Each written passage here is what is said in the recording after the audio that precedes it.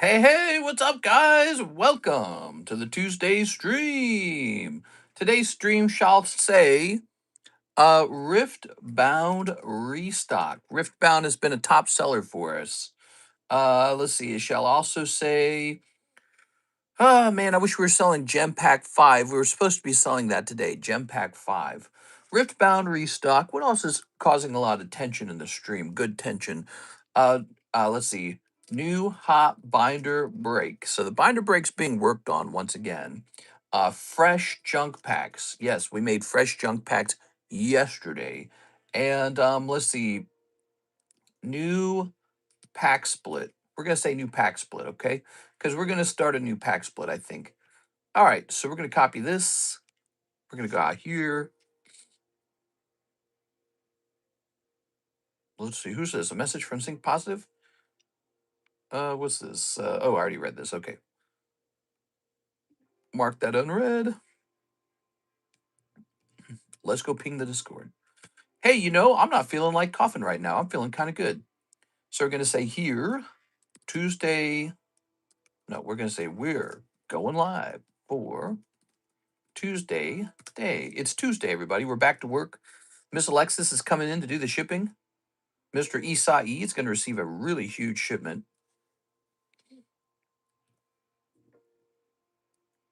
All right. And let's see. So we got these two. And what else? Do. We need to set up the website. Mhm. The last two nights I've been talking in a hushed tone in order to give my vocal cords a chance to recover, because the theory from AI was that my vocal cords could actually have been going bad, and that was the reason for the cough. You know why that's so interesting? Because we actually got pretty decent views those two nights that I was talking in a hushed voice. It had me wondering if people actually prefer that sort of voice acting style for nighttime streams. I mean, I don't know. You are laying in bed most of the time if it's 2 a.m. in the morning, or, because we stream till 5 a.m. in Missouri. That's 6 a.m. in New York. So it's definitely a bedtime over there. But, that's also 3 a.m. in the morning in California. I think it's even like 2 a.m. in the morning for Hawaii or something like that. So it is bedtime for most of America. Let's grab this. All right. So maybe the concept here is maybe people actually don't mind an ASMR stream in the middle of the night. You know what I'm saying? We're going to hit save on that. Good, good, good, good, good. The website is linked, I believe now. Yes, the website's linked. Now let's go ahead and open up the iPad. I'm used to shouting and hooting and hollering. That's what I do every stream. I like to hoot and holler. I like to have a lot of energy in the streams. I don't normally do ASMR type stream. When I made content for my other channel, TheCardconomist, a lot of that actually was in the style of sort of like a hushed voice. My theory was to host the stream that way because, or not the stream, the videos that way. See, we didn't stream as much on that channel. We made videos. But we made educational guides, and my theory was that people prefer to listen to a guide where the voice acting is nice and clear and calming, and not so like there wasn't as much personality, to be honest. All right, here we are. So we have, sorry to hear about Gem 5. Oh, man. Gem 5 was supposed to be here, guys. It was supposed to be here. I mean, we did receive the three little boxes. I wonder if we could open those and maybe the seller, because the seller hasn't responded. The seller has not responded. They need a, oh, have they? Wait a second. Have they responded? Let me see. It's been about an hour since I sent it. No, they haven't responded. Yeah. Damn, dude. You shipped me 3 booster boxes of this product when I ordered 3 cases of this product. Now I'm not able to sell it. Damn, dude. Maybe we should sell those 3 little boxes, and if he wants me to return them, I just offer to buy them from him at that point.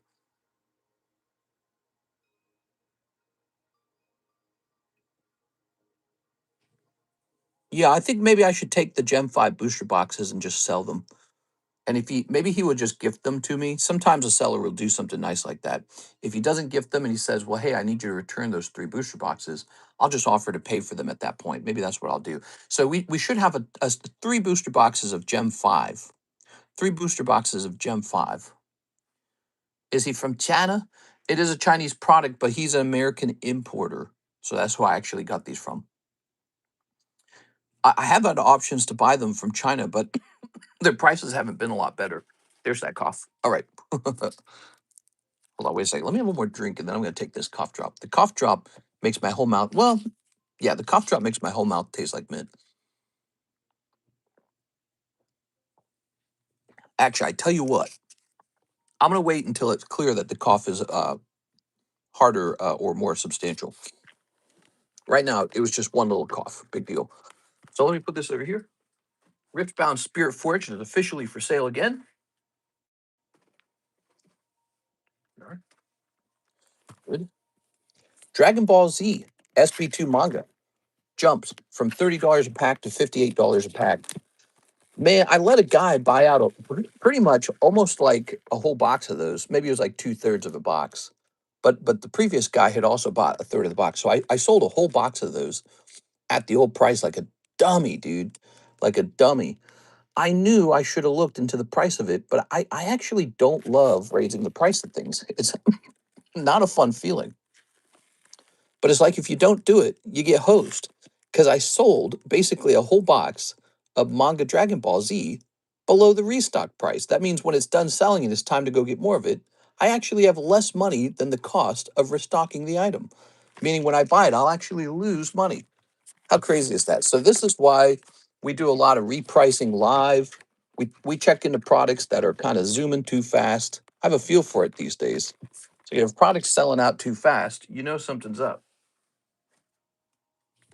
Not all products. Like if, for example, if that Spirit Forge sells too fast, that doesn't matter. We'll just go restock it.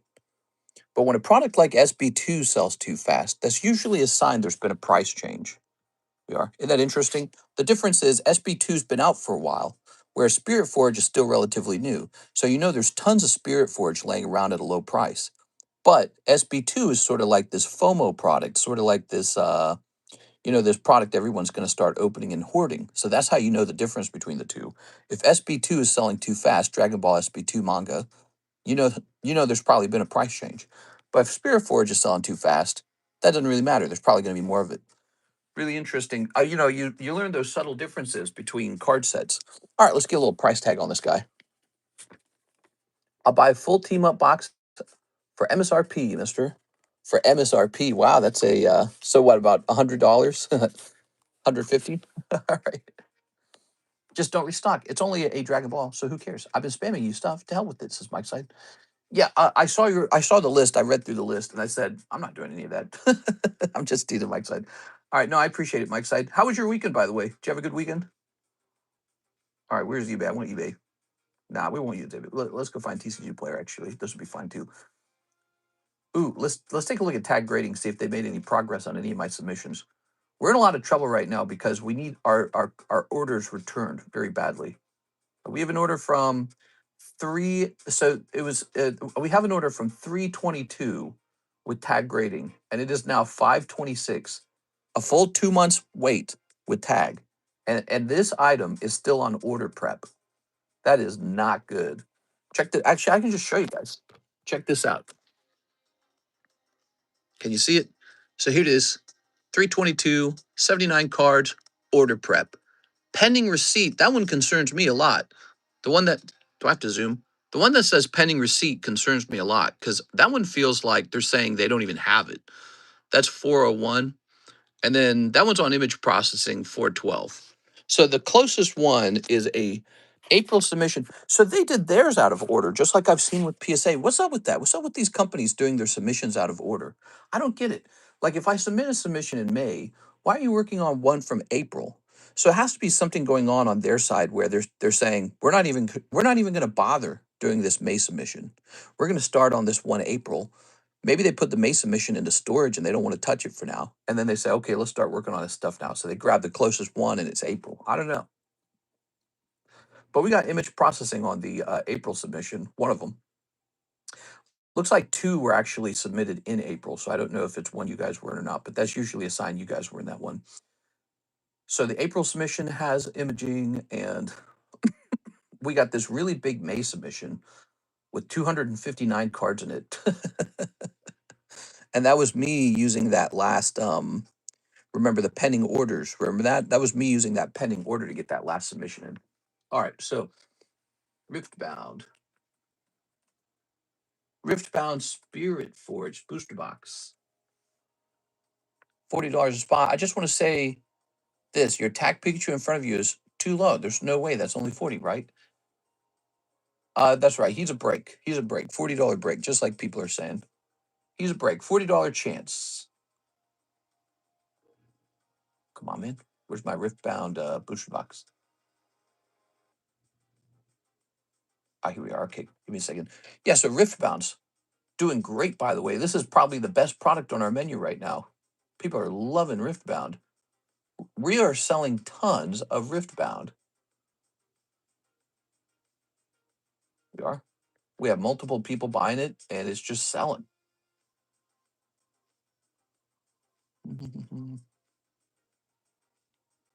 Let's see. View other listings. Why are these so... All right, so anyways, for Riftbound, it looks like the price is not going to change. It might even go down. Riftbound divided by 24, right? Okay, it says I should sell for $8.16. We're going to do $8 probably, right? What do we currently have on our Riftbound? One piece Riftbound. Speech Forward says $9. Let me take a look at eBay price real fast as well.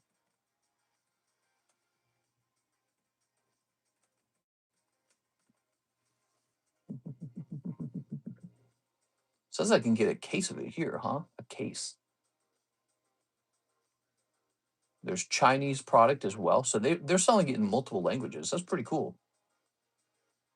Good for them, man. Here's a sealed case of it too, but it costs more. So here's a whole case of it. Maybe I should just buy a whole case of it, because we've actually been selling through this really positively. Let me check it out. This is why I like to check eBay too. eBay's sometimes the better place to go shopping. Because if we can compare like case prices, I think there's 6 boxes per case. Is that right? Ooh, that's really expensive. Hold on, let me see. Quantity, 6 displays. Ooh, we don't want that. Okay, so if you buy these from the case, they cost way more. You do not want that. No thanks. You might be focusing only on premium submissions. I think you mean they might be focusing on premium submission. The receiver recognized your name on the fast one. I just want to say this: your tech P already read that. Abyss Eye in the shop, not yet. We did order a lot of it, but it's not here yet. Okay, we ordered a lot of Abyss Eye. We should have like 6 cases coming, and with the option to stock more of them if it's very popular. My theory on Abyss Eye, by the way, is that it's not going to be as popular as you guys think. Like, yes, the Darkrai is very cool, but can you name me what else in that set is actually cool? Because from my perspective, the only good card in the whole set is the Darkrai. So it's like we're going to pull one Darkrai, and then that set's going to die instantly because people are going to be like, oh, somebody already got it. So that's my perspective on Abyss Eye. It's going to be kind of a B tier set with like an S tier, like pull in it. It's a B tier set, S tier pull. I don't know. Is the actual Abyss Eye even S tier? I feel like it's more like A tier. Like Darkrai's never been the thing to pull. All right, how's this look? All right, so we can get more Riftbound if we wish, and it's going to cost a little bit more over here. Let's see what this looks like divided by 24. So I think we are going to lower the price on Riftbound. You ready? Riftbound Spirit Forged. So this is a good thing. Spirit Forge we were selling for $9 is now going to come down to $8.50. So we're lowering the price on that. Notably, we also have Riftbound Origins coming. That's the first set that they released. I'm liking this product. I'm liking Riftbound. It's a League of Legends product. We know League of Legends is good stuff. And I bought a decent chunk of the Unleashed set, which is the new set, on a gamble that it would sell, by the way. It was just a pure gamble. and it totally has been selling without even that much advertisement. Like I don't go on to YouTube or anything to let everybody know that we've got a bunch of it, and yet it's basically it's sold through. We're about to run out. We're about to do a restock on Unleashed. Pretty interesting. Okay, we're gonna update that. Let's see the break. Says Jeff Leon. Hey, what's up, Mr. Jeff? Darkrai isn't as popular as people think. Yeah, his Mega Evolution is really cool, and the artwork is really cool. But Darkrai is like he's not a top tier Pokemon when it comes to sales. Let's take a look here. Oh, look at this. I got a free game code for playing Monster Hunter Stories 3. Here's another email for taxes. Kill me. Your submission has been received at Beckett. That's good. Let's see. That would probably be Sarah Dusenberry's Mega Charizard, by the way. That's probably Sarah Dusenberry's Mega Charizard. All right, we're going to delete these real fast. You guys want a free game code for Monster Hunter Stories 3?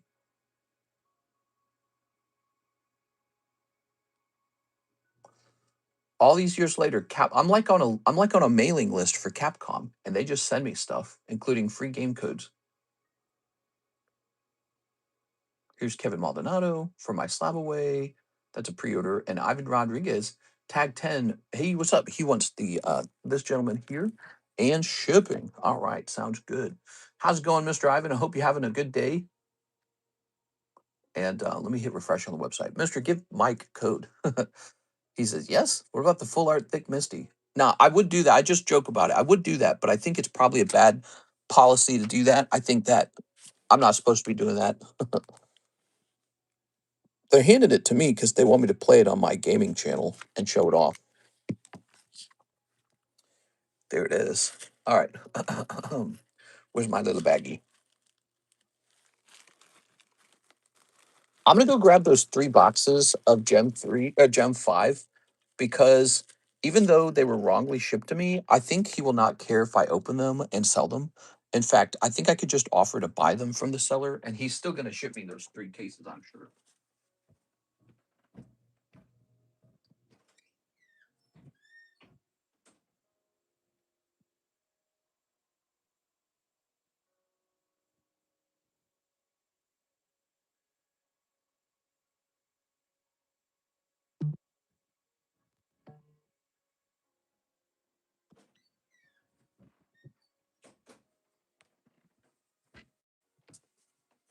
All right. So we're gonna have 3. We're gonna have more of these as soon as possible. These are the 3 boxes that did did arrive. Here we are. Take a look at that. I don't know. Do you guys think it's a bad idea to open these? I don't think the seller's going to want me to return these. Just doesn't make sense. I got Pikachu PSA 100. Don't want no stinky Monster Hunter. Spear Forge still out of stock on the website. Oh yeah, sorry about that. I think I was changing the price, but I forgot to actually list it as in stock. My bad. All right. Jeff wanted to see the breaks. You ready, guys? So here's one of the most important breaks right here. Final Fantasy Tifa. This is Soldier's Return. Really good set. A lot of good cards in here. Very sexy Tifa. Looks like this. She got her sexy leather pants on or whatever. 3 spots left in here. This is actually almost done. And just a really expensive booster box. Anyways, where was I going with this? You can keep it sealed. You can resell it on eBay. You can ask to sell it back to me, or you can open it up, that's what I want you to do. I want you to open it really bad. I want to see if you pull Tifa. And a lot of good cards in here, including Cloud and Sephiroth, but especially this Tifa artwork. It's a very popular Tifa artwork. All right, so there you have it. That's one of the best breaks that's about to go off. Then we have this Rainbow Dialga break. This is the new rare candy. Rainbow cards are getting pretty expensive. This card right here is about 8 years old, probably heading toward 9 years old. Okay, so this Dialga, back in the day, this was a chase card. They didn't do alt arts back then. So for this time period, this was the chase card. And, I think Rainbow Rares will continue to go up in value as people kind of return to appreciating them a bit. They're going to be like, oh yeah, I remember. And then we've got Pikachu here. So Pikachu is extremely good. 25th anniversary. Of course, we're in the 30th anniversary. So 25th anniversary cards are really nice to acquire right now while they're still somewhat affordable. And this guy's a hit from the Japanese collection. So it's just I guess my thoughts on this one would be don't bet against Pikachu. Pikachu always wins. Same with Charizard. Charizard always wins. Pikachu always wins. So there's a lovely card. We've tossed a couple extras in there. There's 2 extra cards in there so that when we create the actual break, you will pull a Ghastly and I guess a Rapunzel. So there's 2 extra cards in there to make it a little sweeter. We got a pack break for this breakthrough, but nobody jumped into this. So I'm thinking about changing this back into being a pack split because I hosted this for 2 streams and no one jumped in. So the excitement does not appear to be there. Is it because it's breakthrough? I don't know. Is it because it's a 1 in 7 rather than a 1 in 10? Maybe people prefer the really small, tiny fragments of it being a 1 in 10 pack break. But the pack break idea was that one person would get the whole booster pack so that you could leave it sealed if you wanted to, right? Because obviously, if you're getting the whole pack, you can say, "Hey, I don't want to open it. I want to leave it sealed." But since this has not received any attention, we're going to return it back to being a pack split because pack splits do receive attention. Pack splits move really well, in fact. Speaking of which, here's the expensive pack split. So this is the high-end premium stuff. It's a vintage pack of Team Rocket. It's got 6 people in it, so it's more than halfway done. And I'm sure it's going to end probably by this Friday. So jump in here if you wish. Yes, it's pricey, and yes, you could pull a holographic Charizard. It could grade 10 and end up being worth like $10,000. So there's a reason why this is $54 a spot. Is because all vintage is kind of skyrocketing, and I don't really see that as a pattern that's going to reverse long term. Like over 20 years, what do you think is going to happen? All right, I'm a 20 years hodl kind of guy. Whether the market goes up or down, it doesn't matter. Okay, we're in stream number 2 for this trade card. This is a new kind of break style. Notice it doesn't say like 1 in 8 or anything like that. It used to say that. Now it just says $5. There's no limit to how many spots that this could receive. It could receive as low as 1 spot or as high as whatever people want, like as high as 20 spots. But there's no limit. This is basically just as it's decided by demand. So the number of break spots in here is decided by demand. If demand is low, you're going to get it very cheap. If demand is high, you're probably going to end up getting odds that are similar to the full price of the card. So this is a new kind of break. We call it an auction break. And you'll notice it says 1, 2, 3, and 4 on it. That's how many streams are left before it's completed. We're in stream number 2, and then there's 2 more, and then it's over. And this is a very cheap card this time, so this is more like a practice round to help you guys understand how it works. Right now, Tyler's the only one in here. If this reached the end of stream 4 and Tyler was the only one in here, he would then receive this card for $5. There would be no competition. There's no break. It's just his for $5. That's called an auction break, and it's a new idea. By the way, if you're somebody who has consignment cards over here with me, feel free to ask for a consignment break. I mean, an auction break. Feel free to ask for an auction break. We can set it to 7, and they'll just be over at 7. Do you have Chaos Rising? Not yet. We're waiting for it to come in. I have ordered quite a bit of it, and I expect it to arrive probably pretty soon. Would you like me to see the progress on the shipping? Let's see. Yeah, I apologize. I don't get the product before release, and I don't start selling it before release. You're not really supposed to do that anyways, right? Let's see. That is literally says on the case not to sell before XYZ. All right, so here it is. Let's see how close these are to us. Probably going to arrive in like 2 days. Says here, well, that doesn't say anything. How about the other one? Hold on. Sometimes the tracking doesn't update. Does this one say anything? No. So neither of them say that the item is about to arrive, but it says that it says arriving by Wednesday, May 27th. So the tracking numbers are not saying anything, but it says it's going to arrive on May 27th. So we'll see if that's accurate. I feel like that's not going to be accurate. I feel like that's going to be off a day or two because of Memorial Day weekend having gone by. All right, I told he should have gotten the new English pony. People demanded the pony. Mr. Pony Breaks?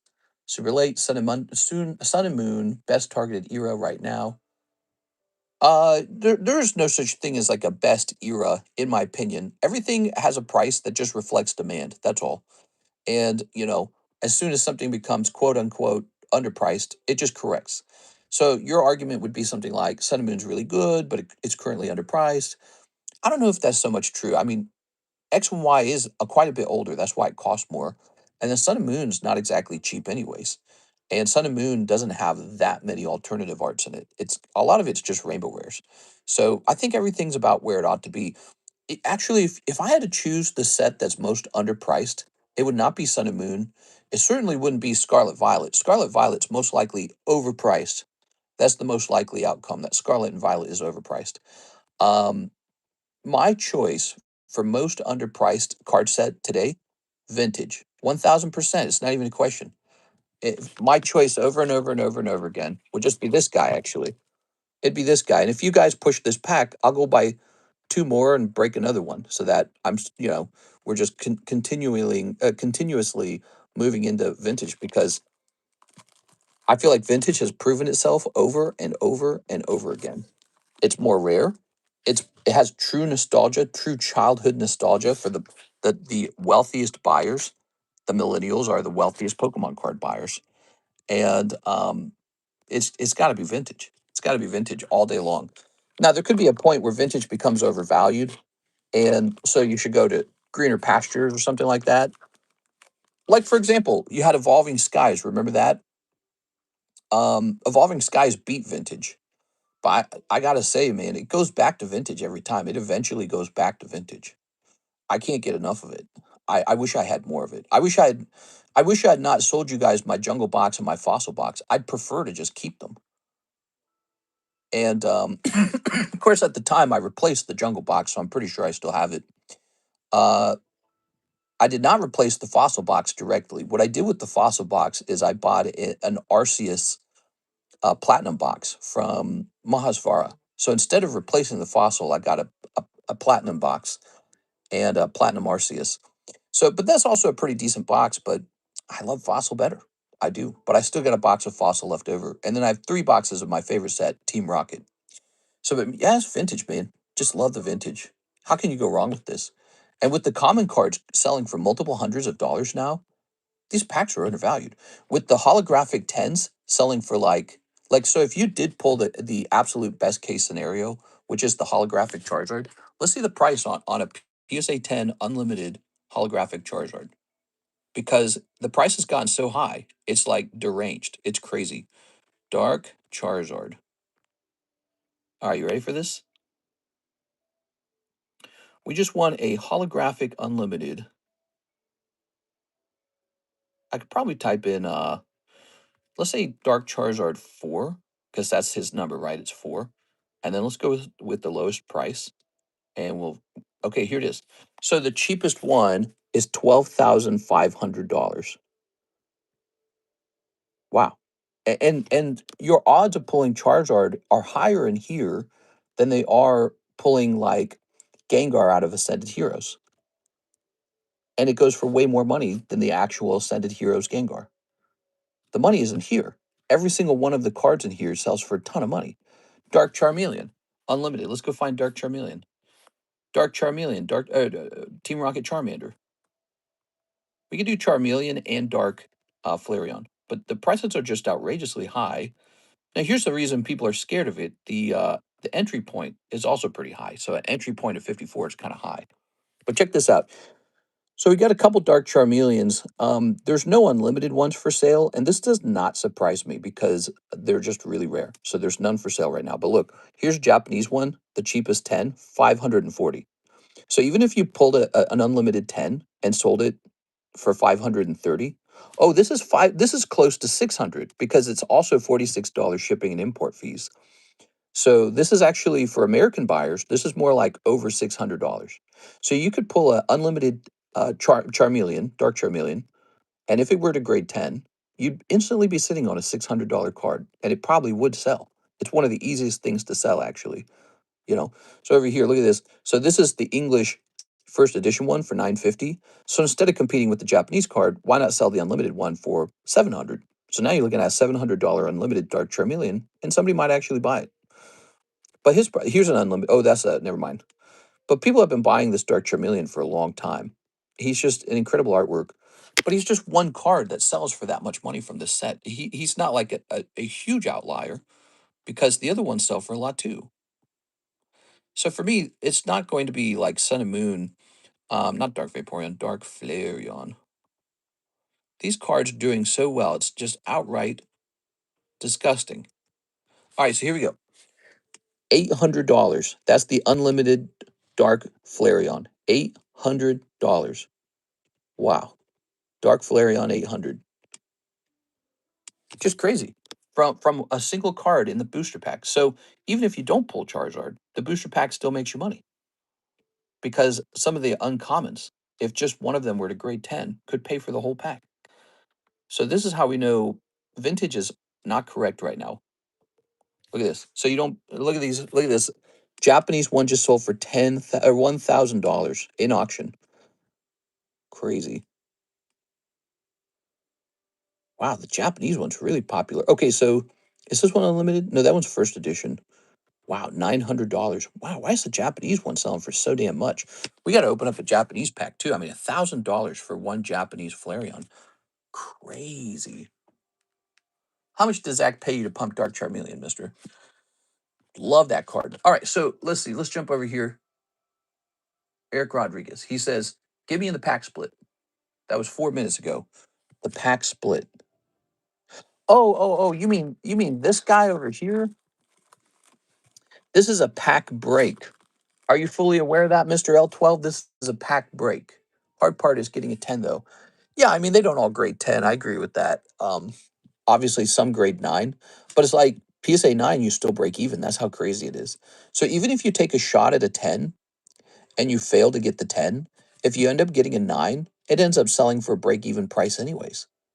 You see what I'm saying? So you end up breaking even on the 9. When you're at a point where you break even on the 9 and massively profit on the 10, it's underpriced. That's how it really is. I didn't send you money. Oh, wait, who is this? Oh, I'm sorry. Eric Rodriguez. This is not a pack split. This is a pack break. Sorry about that. I just saw your name. The only problem with vintage, people are grossly overhyping the condition of their raw card, placing ridiculous price. Oh, yeah, you're talking about ungraded cards, though. I'm talking about after the grade. I'm talking about after the grade. You can put it towards slab away. Now, wait a second, Mr. Eric. Why don't we go ahead and create a pack split? So we did our little experiment. I don't think people wanted the pack break. I think people prefer the pack split. Hold on. Eric, we can still set you up with the pack split.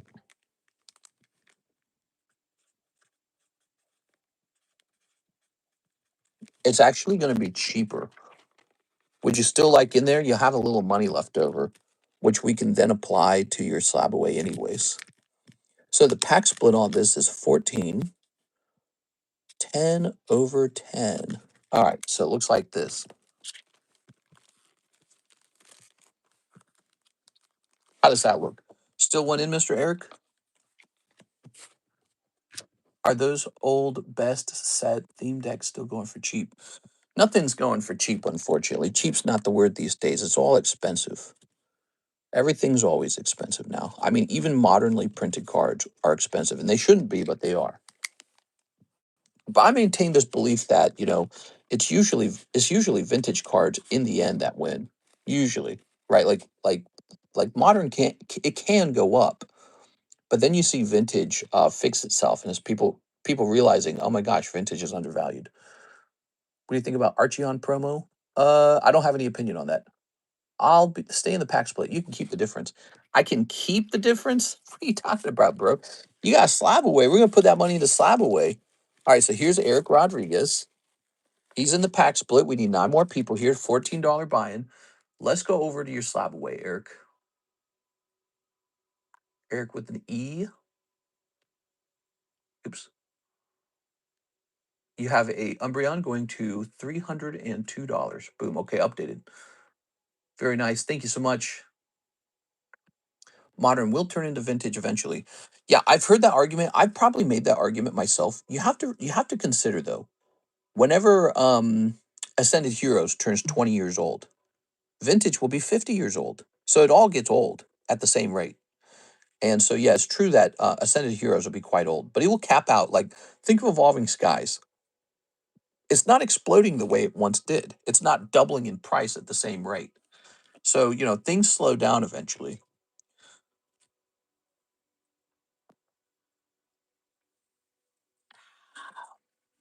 All right. I've been feeling that Pokemon is pricing out children, which will hurt the hobby in the long run. I think as long as you're not trying to buy your children PSA 10s of the English cards, you're going to be okay. You can open pretty affordable Japanese cards and pretty affordable Chinese cards and pretty affordable Korean cards.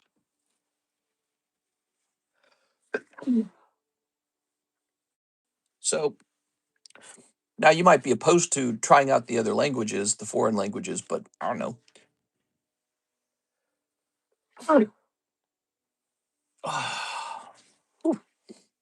I always sneeze in this room, always. Kevin Maldonado for my slab. All right, let's get started, guys. Kevin Maldonado, you ready?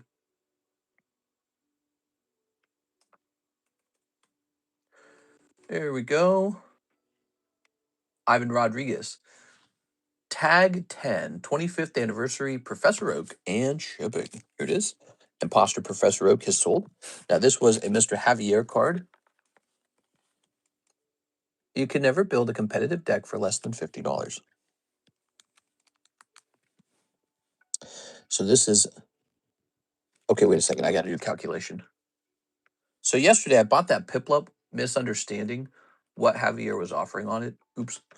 So I returned it to him and removed it from the box, the live customs box. So this is 30 plus 40, which comes out to 70. So I'm going to say 70 dash 004. Okay, 70 dash 004. He's up to 70. Wait, yeah, I did that. No, I did that wrong, actually. It should be 76. Oh my gosh. I did that wrong. I'm sorry. Wait a second. Wait a second. Wait a second. Why is this so difficult for me? Plus 36. It should be 66. I'm such a goof. So it's 66, order 66. And this is 004. All right, we got it correct. Sorry about that there. My only thing against vintage is that I think modern art is so much better. Something about vintage, the art in a full card as opposed to just a small window, but obviously art is subjective. True. I for one don't find the illustrated Pikachu to be a very good artwork, and yet that's the most expensive card in the hobby. How do you explain that? So I don't know. It's maybe collectability isn't always based off of the quote unquote art. We are okay. Ivan Rodriguez.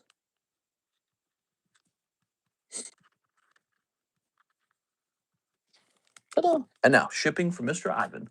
Okay. All right. Let's see. Does he have a bag? Ugh. Mr. Isaac. Let's go ahead and get you a label. Okay.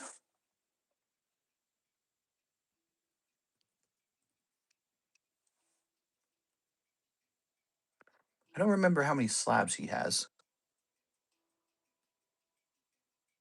He usually has a lot. We'll hit print. It's going to say we're calculating the price. Your package was delivered. Ooh, we might have just gotten more mail, but it looks like it's a poker set. We miss you, Ivan, says Tyler. Card work peaked in the Neo era, and now there's a modern golden age that might take the mantle. Yeah, it's an interesting thing. We are. Whoa, that's expensive. Hold on, wait a second. That's the wrong type of shipping. Let me go into here. All right, good. And then hit print. Oh my God, it's still verifying up to date rates. God damn. Martin wants to know how a pack split works. Welcome, Martin Felix. We've been hosting these pack splits for like 6 years.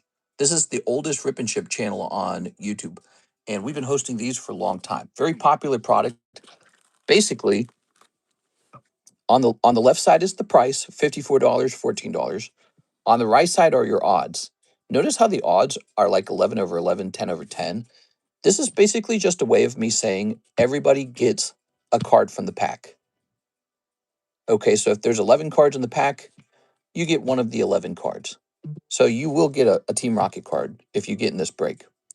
The only thing is we're going to shuffle the names up, and so we don't know which card you're going to get out of the pack. You might be getting an uncommon card. You might be getting a common card. Everyone, of course, wants to be the one to pull the rare card. So your odds of the rare card are more like 1 in 11. But imagine how lucky that would be. Let's say you open up this pack, and the best card in the pack is like Charizard or something like that, right? So there's like a dark Charizard in there, and then you pull that pack fresh for $54. It's almost like you opened up a vintage booster for $54. And this is why people like these, because for the person who pulls the rare card, it's like they opened the pack for $54. So, and of course, they don't cost $54. They're more expensive than that. And sometimes, sometimes the rare's not even the best card. Sometimes it's like a Dark Flareon that has a chance at grading 10, versus like a Here Comes Team Rocket non-holo that is definitely not going to grade 10. So you never even know who's going to get the best card in the pack. There's usually a best card. Oh, I see. So you're going by spot. That's so cool. Can get into expensive packs for a better price. Yeah, it's like it's like a fractional way to enjoy something that's truly vintage. It gives you a shot at the hit. And even if you don't get the hit, maybe you pull Charmander, maybe you pull Squirtle, maybe you pull Dark War Turtle, maybe you pull Dark Jolteon. So there's just a lot of fun behind these pack splits, and it's been going for a long time. I'm a very good host too. You will find a reliable host to open these up for you. All right, Ivan, we're just waiting for that label to calculate. It's taking forever. Let's see what the next order is. It's Tammy Lowe. Give me 20 of the Spirit Forged. So Spirit Forged is the new thing for this here. We have these gem fives. I was supposed to receive today 3 sealed cases, and the seller sent me 3 booster boxes. So I paid thousands of dollars for these 3 booster boxes. Anyways, I've contacted them to tell them there's been a mistake and they haven't responded, which is very, very stressful. So hopefully they respond soon. They got to correct that. In the meantime, I'm tempted to actually sell these because I don't know if they'll ask for me to return them. Maybe they'll let me just keep them for free. Or if they do ask for them to be returned, maybe I'll just offer to buy them. So I'll say, okay, well, send me my 3 cases and I'll pay for these 3 little boxes. Let me set those to the side. And then let's get into the Spirit Forged, man. Yikes, that's a huge difference. Yeah, that's a big problem. I hope they respond very soon. I haven't gotten a response for them, and so that's stressing me out. They might just not be looking at their eBay account right now, but it's a Monday morning. How are you not looking at your eBay account on a Monday morning?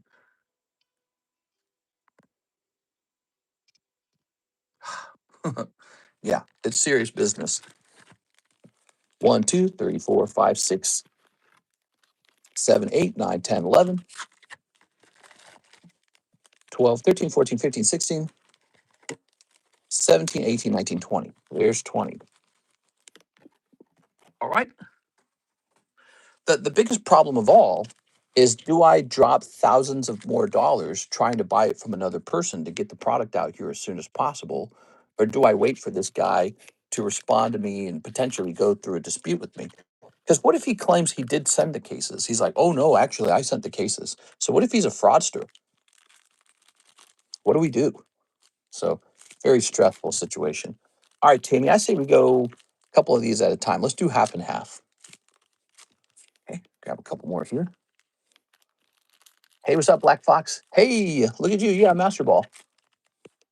It's 6. Hey, what's up, 6? It's actually Tuesday. That's what I mean. I'm sorry.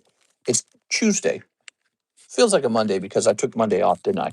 Took Monday off for Memorial Day weekend. Karis had Monday off. That's why I did that. So, she's sitting there not working, going, you're not going to go to work, are you? Take photos of the box with the label and items in the box before selling. Yeah, I already did that. Oh, Tammy, look at here. You got Battle Mistress. 250 out of 221. Ooh, beautiful. All right. By the way, let's take a look at the view bounty for today now. The view bounty is like it's a giveaway goal. It's 65. We've already beaten it. It's 71. So we need to start the giveaway. So you guys have already beaten the viewer goal. How do you contribute to the view bounty? After joining the stream, just leave the stream on, and that causes the number to go up over time. You see, because the way it really works is people enter the stream and they leave the stream over time. So, and this causes sort of like a, up and down with the views. If you stay in the stream over time, the view count goes up. It's as simple as that. And so when the actual view bounty is activated, we'll go start working on the giveaway. So we're in the middle of Tammy's order though. Let's get this done. You guys did good, and you did so good. In fact, there ought to be 2 tiers to the view bounty, shouldn't there? Maybe we should have a backup tier at 100. So we just triggered the first view bounty. We should have a secondary view bounty, maybe for a more expensive giveaway as well. Ooh, that's an interesting idea. So like a low tier and high tier. That'd be cool. Was just watching a video about investors upset with Riftbound. They don't like them reprinting sets, but the price is still holding for now. Here we are. We've got hostile takeover. Okay. I'm trying to identify what cards to sleeve in this set. I'm still learning about this set. See, like these are just plain hollows, it seems, but this one's kind of like a rainbow hollow. He's got a rainbow effect. Kind of makes me think of the SRs in One Piece. Standard, rainbow, rainbow. See, I don't know. I actually still don't know. Maybe the rainbow hollow is not that important. Standard. This one seems more valuable, doesn't it? Look at this. So he's got a non-standard border, almost like a full art. Mechanized menace. Here's here to help. Renata Glask. All right. Giveaway me. That's the deck I played last set. All right. That and fried rice. It's fried. I don't know about that fried rice. That's on that list. Here's Duelist and Calm Rune. Tell me, Tammy, are the runes worth anything? They always look really cool, but I suspect they're like an energy card. Faithful to the pull, joined Pokey Blessed. Ah, thanks, man. All right, let's grab this. Some rainbows might be worth more for gameplay reasons. Oh, interesting. Okay. Oh, wait. You guys can't see this. I have to pull it on screen. The vertical stream, it's only like 3 slabs wide. It's so crazy. You telling me a shrimp fried this rice? Nope. Here's another one. Snip. So, you know what? We're going to have a game now, guys. So, the first tier for the view bounty is to just beat the last stream's top view count, which we already did that handily. But I think the second tier will be 100 views. So, if we beat 100 views, that'll activate a secondary giveaway. And it'll be like a more prestigious card, maybe. Here we are. Okay. You know, I'm just going to put these here. I'm not going to sleeve them for the moment. My first Riftbound hit was an alt art rune, and it was like $20. Here's Longsword, Severe, Danger Zone. Danger Zone. We've got VF Sword, Blade Dancer. Hey, that's the cover of the game, the cover of the booster pack. Okay, here she is.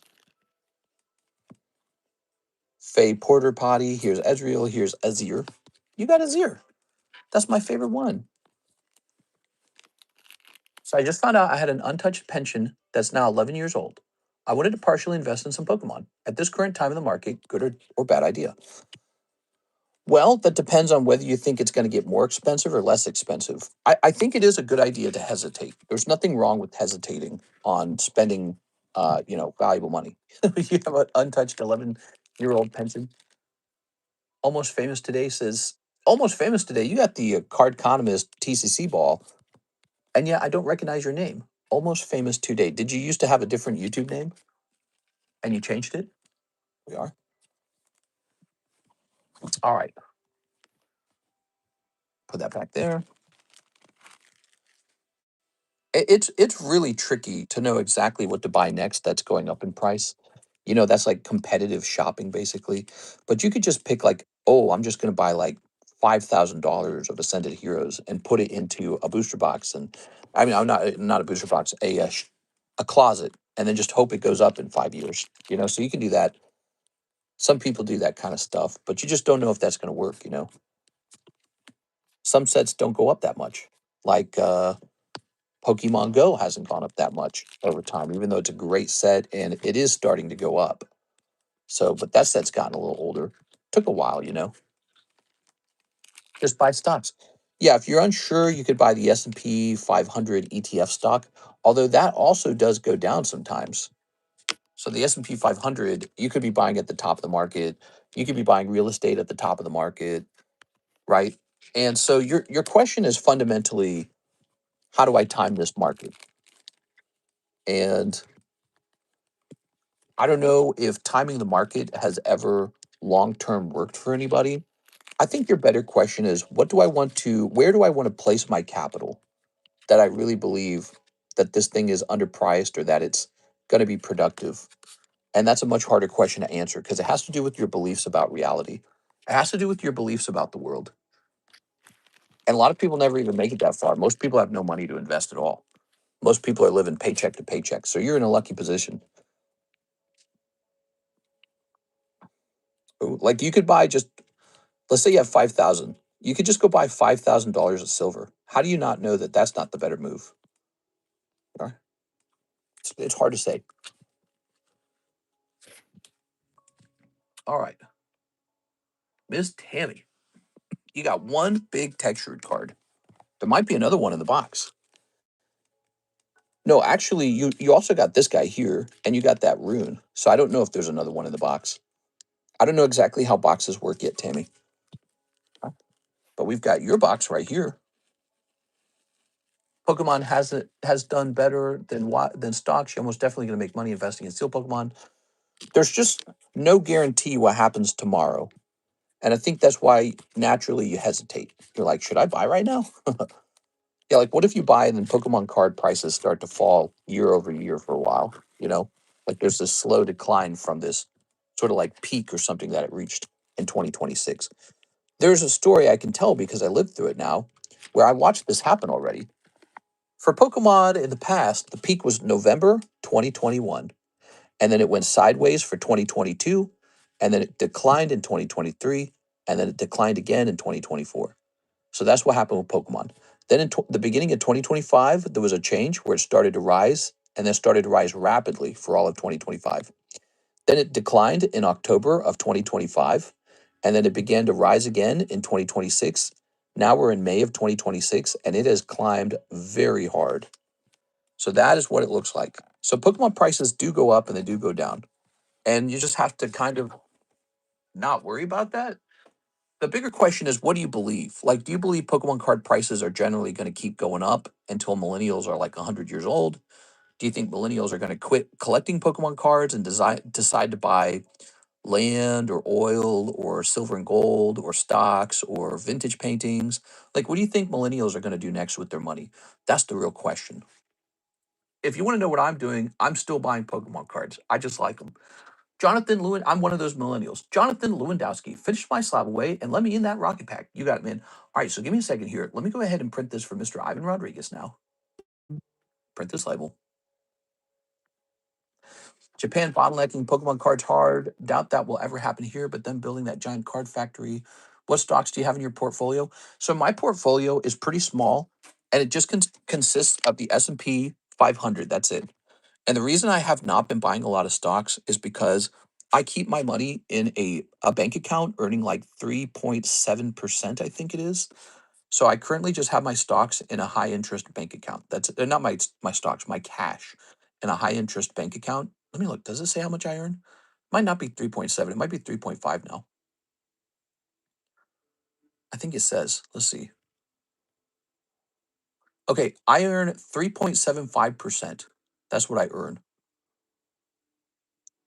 Yep. 3.75% per year. To put that in perspective, my mortgage is on this big house is like, I think it's like almost 7%. I think it's like 6.8 or something like that. So I would be better taking off all my cash out of the bank and putting it into my mortgage. But if I do that, then I have no cash laying around. So I'd rather lose, 2% opportunity cost on that cash rather than pay off the home because I need that cash lying around. And actually, the cash is lying around to be used for taxes is the truth. So I always have this big money ball of cash that is used to pay for taxes. It's because taxes is so much, it's outrageous.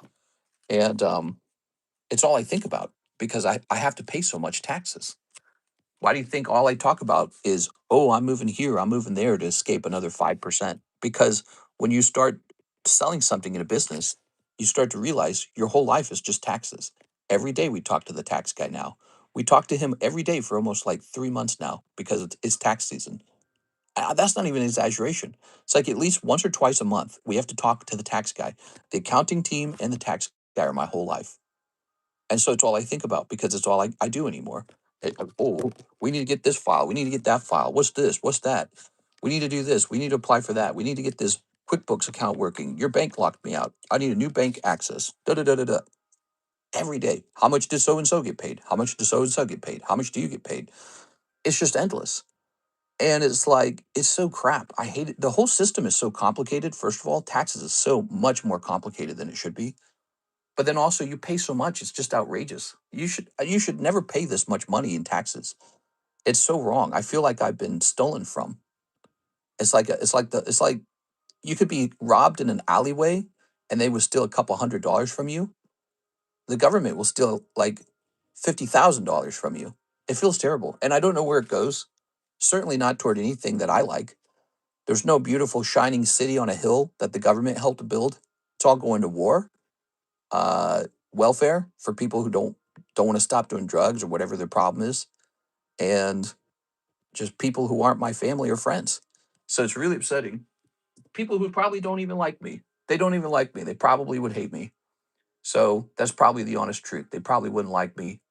You know, I'm like a white guy or something, or I'm a guy who's rich now because of Pokemon or something. So I'm probably in that group where they don't like me or something. So it's like, but I got to give them my money. So it's a really, really bad feeling. It's a very dark feeling. Jonathan Lewandowski, finish my slab and let me in that rocket pack. You got it, man. Let's take care of it. Okay, Jonathan Lewandowski. Haha. You've got the PSA 10 Umbreon and Sylveon. Ooh, let's get it. Even though I came from abject poverty when I started, though, but no one will think about that. Well, you guys probably will. You guys know more about me. But nowadays, if I met a stranger and they saw my house was kind of nice and I had these really great Pokemon cards, they probably have a couple thoughts. How do I steal from this guy? And he's a jerk. Those would be their main thoughts about me, probably. And I don't know. I think it's just an instinct for people to feel that way. Let's see. People get mad at you if you're successful. I think they just don't like it, especially in 2026. It's quite severe, isn't it? It's quite severe. That feeling, the anger toward the rich or something. Let's see.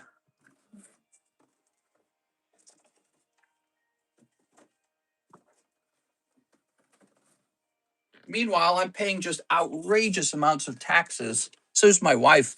She works like she works like 10 hours a day for the last 8 years. She's never failed. In 8 years, she doesn't call off. She doesn't go on vacation with me. She doesn't call off. She It's like living in prison almost, working this hard. And so we put in the hours. We should have something to show for it, shouldn't we?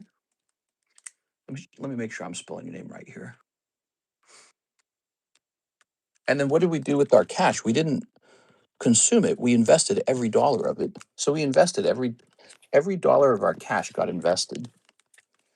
All right, here they are. Umbreon and Sylveon. Beautiful. Let's see when you purchased that.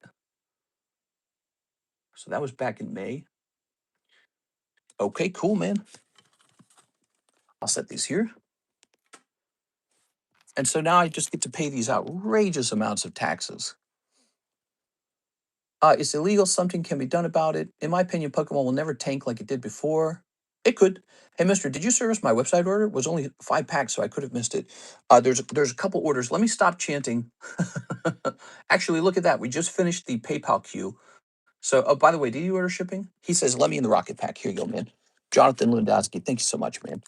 Anyways, there's just so much going on in society these days. You know, it's so toxic. And it just seems to be going that way, doesn't it? People can't like calm down and maybe unite. People should be like united and relaxed and just be excited about working hard and being productive. But instead of that, it's so like there's so much anger and jealousy, and some of it is legitimate. You know, the demands and the needs of the poor is that they need opportunity and they need to be able to afford life. And it's just not going that way, you know? And everyone's got different solutions to that. 1, 2, 3, 4, 5, 6, 7, 8. So we got 8 out of 11 here. But one of the most common solutions is just like to crucify wealthy people, and that's it. It's just that's a really yucky feeling over time. It's not something I aspired to when I was poor either, because I spent most of my life poor. Actually, I was poor all the way up to about I want to say like 30 something. You know, Karis and I started earning at some point, but we were just digging ourselves out of a bad position for a while, you know. All right, so there we go. Jonathan Lewandowski, finish my slab away. Let me in the rocket pack. Next up, the website orders. How does PayPal Q work? Do you prefer I use that to the website? You can use either. The way it works, we always go by the oldest order. Okay, so there were a couple pre-orders. One trick is to place a pre-order. So here's Mr. Mark, and he says 4 Braves, let it ride. All right, you got it, man. 4 Braves. 1, 2, 3, 4. I didn't realize today would be so popular. It's a Tuesday, so usually Tuesdays are a little slow. So let me just catch us up on the queue a little bit here, guys. We don't want anyone waiting too long. Sorry about that.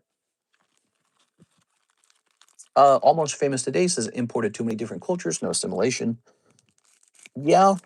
Okay, so that's like one of the arguments behind the issue. That's one of the arguments. I don't know. When America was receiving a lot of refugees and a lot of immigrants from the past, I don't know if culture was really like, oh no, we've got too many Italians coming or something. America's going to crumble, right? I don't think that was. Whoa, look at that! I don't think that was the case. So having too many cultures might not actually describe the root of the issue. The root of the issue is that the government spends too much, or maybe the other side, which is argued, doesn't tax enough. One or the other spends too much, doesn't tax enough. And I would say Democrats say, well, it's because they don't tax enough. And the Republicans would say, well, it's because they spend too much. Here's Mark Kaplan. But honestly, it's like any other financial issues. It's a subject of finances. Look at that. Here's Mr. Mark. Mark with an M. I think people of different cultures can come into America and want to be an American and work really hard and contribute a net positive tax contribution to the system, to the government. So, you know, there's a lot of people who are come here from like the Middle East, India, Latin America, Africa, and they come in with a really good attitude and they come in and they just work really hard and they contribute a lot. That should just be making everybody wealthy. But I don't feel wealthy and I feel like I just pay a ton of taxes for the country to go up in debt. Here's Mr. Black Fox. He says, donate my Dan to Dan cards, please. And he would like 3 of the Chinese Gem Volume 3. All right, you got it. So Gem Volume 3, that's the Gengar set. We are. So I spent all this damn time trying to do the taxes, and then the national debt just goes up. The cost of living doesn't go down. And things just seem so crummy, don't they? It's like so annoying. 1, 2, 3, 4, and 5. That's why you hear me complaining. My mind's on this subject a lot. All right. Did you see famous internet grifter Darkside Phil is now getting in on the Pokemon card opening? Darkside Phil. Have I seen him before? Let's see what he looks like. I don't recognize it. I don't recognize his name.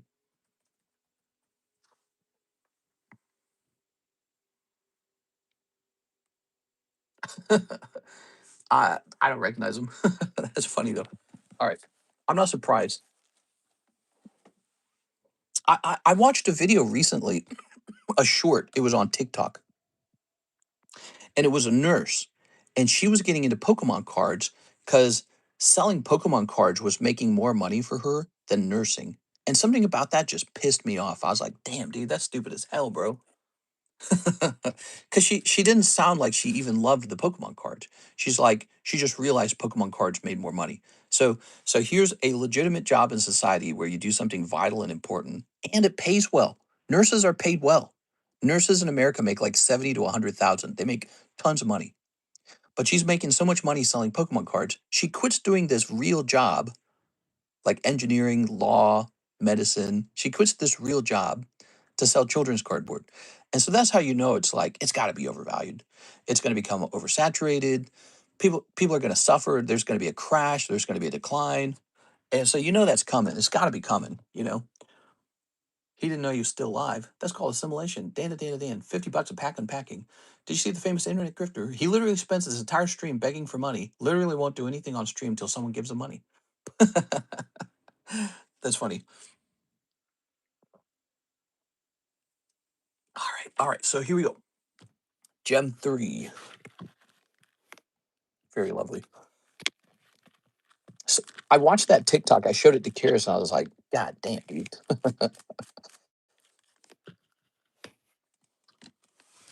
Good evening, Mr. in chat. I hope everyone is well. Now, what do we got? We've got stamped primate, annihilate. Okay. Stamped annihilate. Good. Here we have Master Ball Absol. All right. Here we have Houndoom. All right. And here we have Houndoom. And here we have Darkrai. Darkrai, who's getting a little more attention lately. Okay, there it is. That's for our friend Mr. Blackbox. Let's go find your bag. Let's see where we run into this guy's bag. Hello. Now you say hand these away. Let's see what they are. Looks like they're just a packet of hollows in this case. I might just add those to the junk. So those will go into junk packs, okay? Ooh, I know what I'll do with them. So we're going to add these to the binder break. This is one of the breaks I didn't show off today. We started a brand new binder break with new break prices and a new top price. So the binder break for a while was 160 and it was a 1 in 4. The new binder break shall be 21 in 10. So instead of being $160, it shall be $200 and you can enter in as low as $20. So we've changed the formula a little bit and you can buy 2 spots if you want your odds to be 1 in 5. So you can still buy in for 40 if you wish, like in the past. But let's take a look. We've got Dark Gyarados, Varoom, Kingler, Cubone. This is pack fresh Cubone. Here's Snivy, Throw, Beldum, Ponyard, the Evolutions, Lilo and Stitch, some V's, some hollows. This is actually an old vintage Naruto card, and it's a hollow. It's a hit card. Diane. Here's some girl cards. So we got a variety of girl cards in here. Here's some Chainsaw Man, some other animes, some more promos, a nice Halo, a nice Mario, a nice Lord of the Rings, some box toppers, all gradable, by the way. These are all pack fresh, by the way. Like here's a Hololive box topper. That one card right there could be expensive. This could be like 20 bucks. I'm not even looking it up. And we'll add his hollows in here. It'll be a little bonus thing, okay? So we got some bonus hollows in there. He's donating them. You're allowed to donate to the binder break if you got something you hate in your bag. You can also donate to get in the trade slab, though. So it's like, why not convert those cards into a spot in the trade slab? Just 5 bucks. Have me look through your bag. All right. Next up, we've got. So we do have a Jeff Leon order. Let's see. But it's saying the payment hasn't arrived yet. Is that right? So Jeff, you have an order, but the payment hasn't arrived. Let me see. Oops, come on now. All right. So let me look this up. I'm going to log in here and take a look and see what's going on. LC Legendary Collection Gengar just sold privately for 375,000. Man, that's crazy. Although I feel like I need a way to verify that it truly sold for that much, but I'm not really surprised. I would say that is definitely one of the top cards from Legendary Collection. That and the Charizard, probably the 2 best cards. I have 3 of the Charizards. I wish I could trade one of them for the Gengar. All right, let's just see. How can I buy Rick and Morty packs? I saw you open a few. Yeah, those are for sale. The Rick and Morty packs are for sale. If you go to the extended menu, I'll just look it up for you. Okay, you ready? If you go to the extended menu, Rick and Morty pack season 1 is $20, and Rick and Morty pack season 2 is also $20. So you can buy as many as you want, and they're $20 per pack. Kind of pricey, but I guess that's just how they are. They come in booster boxes where there's not a lot of packs per box. All right, so we're going back over here. We're logging in. All right. So here it is. So Jeff, technically this order is a pending order, and I'm going to service it, but I'm going to mark it as pending. Okay. Is that all right, Jeff, or do you want me to hold off on that? So we can't do 2 pending orders, but I'll do 1 pending order with you. The website marks it as not received. Very interesting. All right. So you have a pending. 6 had a couple pending orders. How did those play out? I don't know why that occurs, but it just does. It looks like they all finished. So I'm looking at 6's orders, unless I need to load more. Hold on, let me load more. Yeah, they all went through. Okay, cool. So 6 had some pending orders, and they actually completed like normal. So this one's a pending order, and I'm going to go service it now. You ready? Pending usually means that your bank is sending like something called an e-check over to PayPal, and then PayPal sends that money over to me. So you need a Weiss Sneaker Bunko Volume 2. I always pay attention to those because in my first year of doing business, I lost.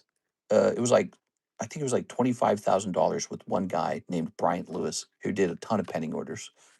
And I got so stung by that nowadays I watch them, make sure they all go through. Here's One Piece OP13. Okay. You would never do that to me, Mr. Jeff. You're a nice guy. Here's Fuji Bunko Volume 2. A Fuji Bunko Volume 2. That would be this. There we go. And 1 Final Fantasy box spot. Ooh, I hope you pull it, Jeff. You know, some of the people in there are just in there on a star spot. But I know you actually like Final Fantasy. All right. I gave you a little heart on yours. Actually, that just looks like a B or a butt. Pack break 2. Store credit. The box break. Here we are, guys. So we're 1 spot closer on the box break. English OP. Oh, that's a big difference. Okay, hold on. Put this back. You know, I sell so much of the Japanese packs. My brain goes to them first. 1, 2, 3, 4, 5, 6, 7, 8, 9. So we're at 9 out of 11. 2 spots left on the Final Fantasy. And you know what? I told people if they buy a spot in Final Fantasy, they would get an instant spot in the Brandon giveaway. And we need to run the Brandon giveaway because you guys hit the view bounty. Forgot about that. We got to do all that. Crazy how this job is. It's like a little mental marathon that you're running. You're entertaining, you're servicing orders, you're keeping track of little things. You're responding to the audience. Are you ready? So, Mr. Jeff, let's see what we got. Very good. How are things going for you, Mr. Jeff? Any interesting news? Oh, yeah, we were talking about hosting a drawing contest, and the audience did say they wanted it. So, we need to host one. Are you guys ready for that? What I recommend, if you want to get prepared for a drawing contest, I recommend buying something you can draw on. You might do is you might draw on something as simple as like a Pokemon card energy card, or maybe those blank old maid cards if you got 1 or 2 of those laying around. But what you can actually do is go online and buy blank card stock. That's what Karis does. So like that Ditto she drew, that was just on a blank card that she bought off the internet. So you got a full art out of your sneaker. How about this guy here? You got a hollow, and we got a second hollow. Okay. How about the Final Fantasy? We've got a little Alexander and Rosa. And how about carrying on his will? We've got a little holographic and a little Yamato. The chemical tank didn't blow up. That's something. I was watching that. Yeah. They were worried it was going to blow up, but then they believed that the cracks formed that allowed I guess the chemicals to leak out or something, let the pressure off. Go.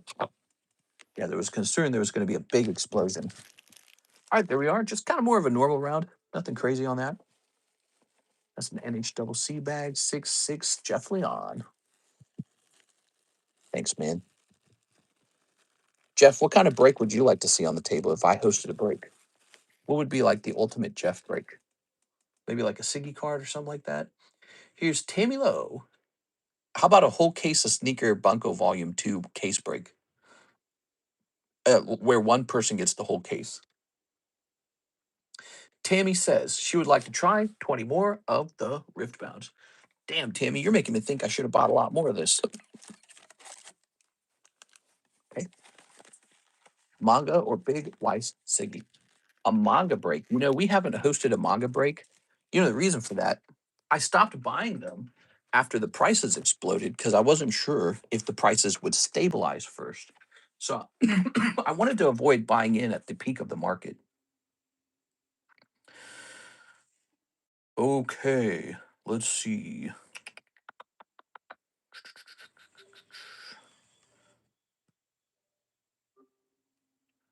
You know what you're going to get me to do here, Tammy? I'm buying 6 more of these right now.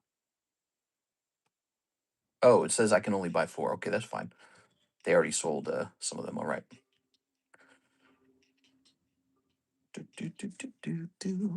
Spirit Forge is quickly becoming one of the most commonly purchased products because a couple people like it. We got a couple people buying this.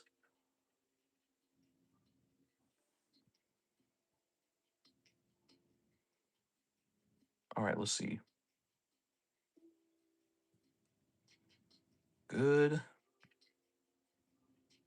and good. All right, cool.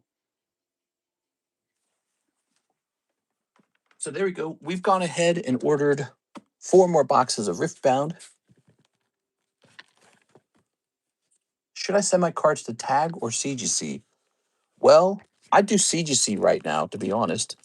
CGC is a little bit cheaper than Tag, and Tag has closed down their bulk service. Should I sell all my Pokemons and use the money to buy a house to rent out? So what you're talking about here is getting out of one type of asset to get into a more conventional asset. That's up to you if you want to be a landlord. My experience as a landlord has not been positive. When you own Pokemon cards, they just sit in your closet in your air-conditioned home. When you're a landlord, you're subject to insurance. You have to insure your home so that if somebody injures themselves on your home, they can't sue you. You have to be able to pay for their injury. You have to get an LLC for each individual home so that if they successfully sue you, the only thing they're entitled to is the entire home. So you would actually lose the home in the lawsuit. So if somebody gets killed or seriously injured on your property, you're just going to lose the entire property to them. Guess what? That can't happen with Pokemon cards. Pokemon cards aren't injuring anyone. So if you enjoy a little bit of risk, if you enjoy being at risk of being sued for owning a home, that's part of being a landlord. You could get a hoarder in your home who doesn't pay rent and they completely destroy the interior of the home and they smoke in it. And then you might have to pay like $10,000 to correct that, completely undoing any profit you were going to see and maybe even causing you to go net negative. So you can actually lose thousands of dollars from one bad tenant.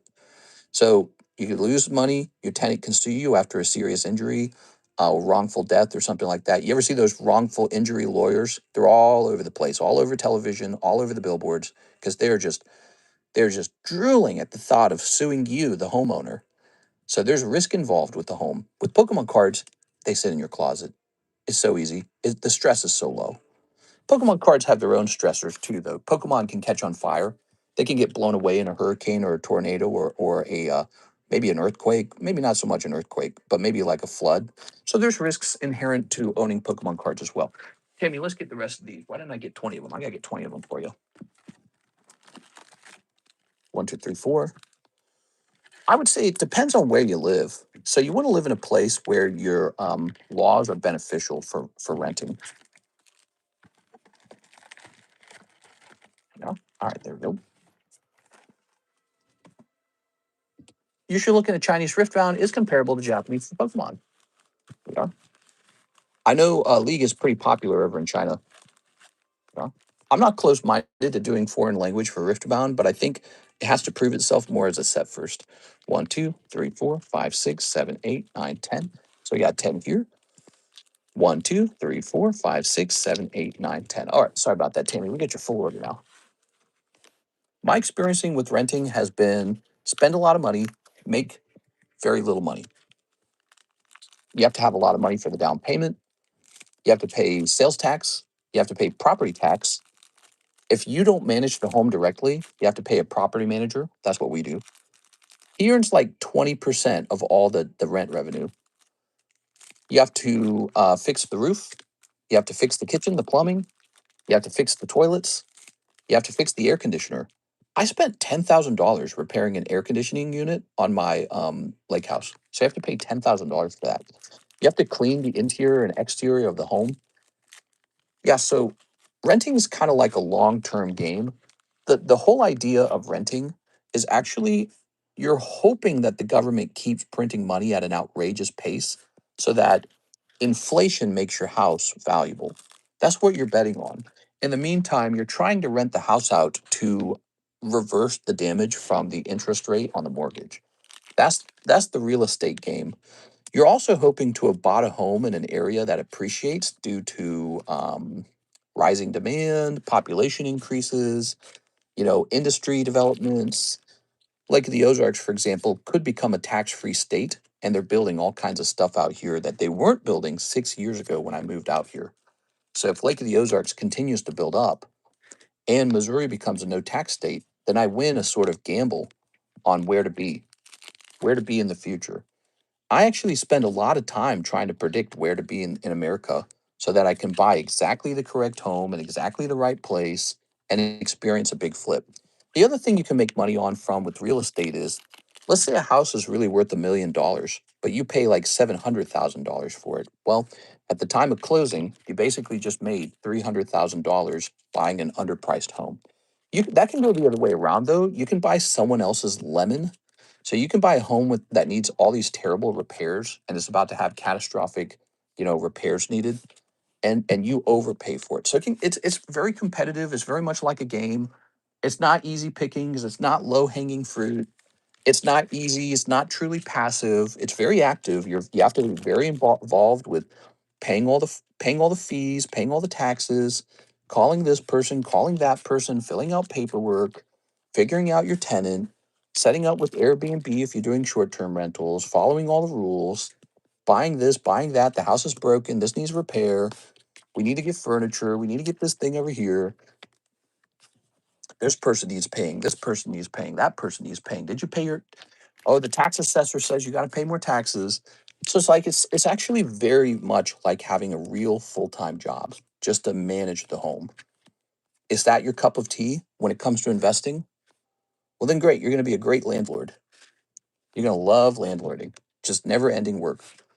If you just want to put your money into like an S&P 500 stock, you never have to manage that. It just sits there like Pokemon sits there in your closet. You never have to manage it. Actually, the S&P 500 stock, that thing can't catch on fire. It can't get blown away in a tornado or a hurricane. So stock's pretty legit. There's no reason you have to landlord. But landlording kind of affords you some opportunities that stocks don't afford you. So for example, when you're landlording, you can actually very easily borrow huge amounts of money at small interest rates, right? Mortgage loans are some of the cheapest loans that you can ever pull out, right? Like if you ask for a personal loan, they're going to ask like 20%, 15% interest. But if you ask for a home loan, it's going to be like 6.5% interest. So you can pull out a very cheap loan to buy a very large asset. So even if the house only appreciates at 4% on $1 million is a lot of money. So you're able to leverage with real estate in a way that you can't really do with stocks. You can't even do that with Pokemon. Who's going to give you a 7% loan to buy Pokemon cards with? Virtually no one.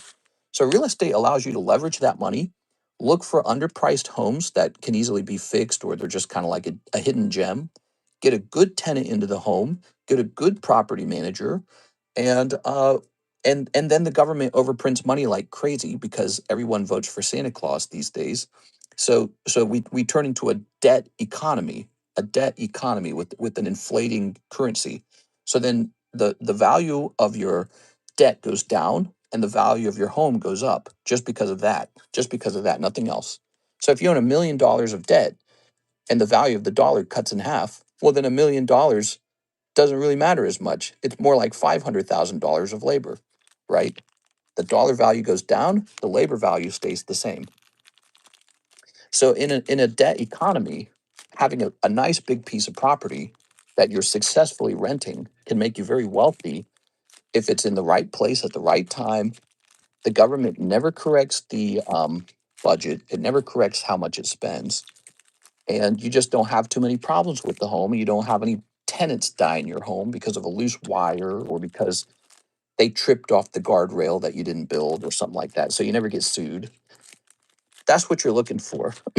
It's very competitive. It's not easy money. There's risk involved, millions of dollars of risk sometimes. And if you can't pay your mortgage for any reason, you're in trouble. So you can't lose your job. Karis, for example, she can't just quit her job. We have mortgages to pay. We have like 3 mortgages. We're technically 4. We have 3 mortgages we're paying. So she can't just quit her job. So you're locked in now. You got to pay your mortgage. So it's a lot of grinding. It's a choice.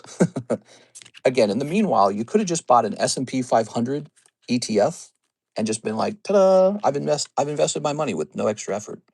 You could have just bought Pokemon cards, put them in your closet, and be like, ta-da! And then Pokemon cards went up like 10x in the last year or so, the last 2 years. So it's like, wow, Pokemon beat real estate anyways. Will it continue to do that? We don't know. It's a market. Real estate is a market, a very mature market. So we don't know where it goes next.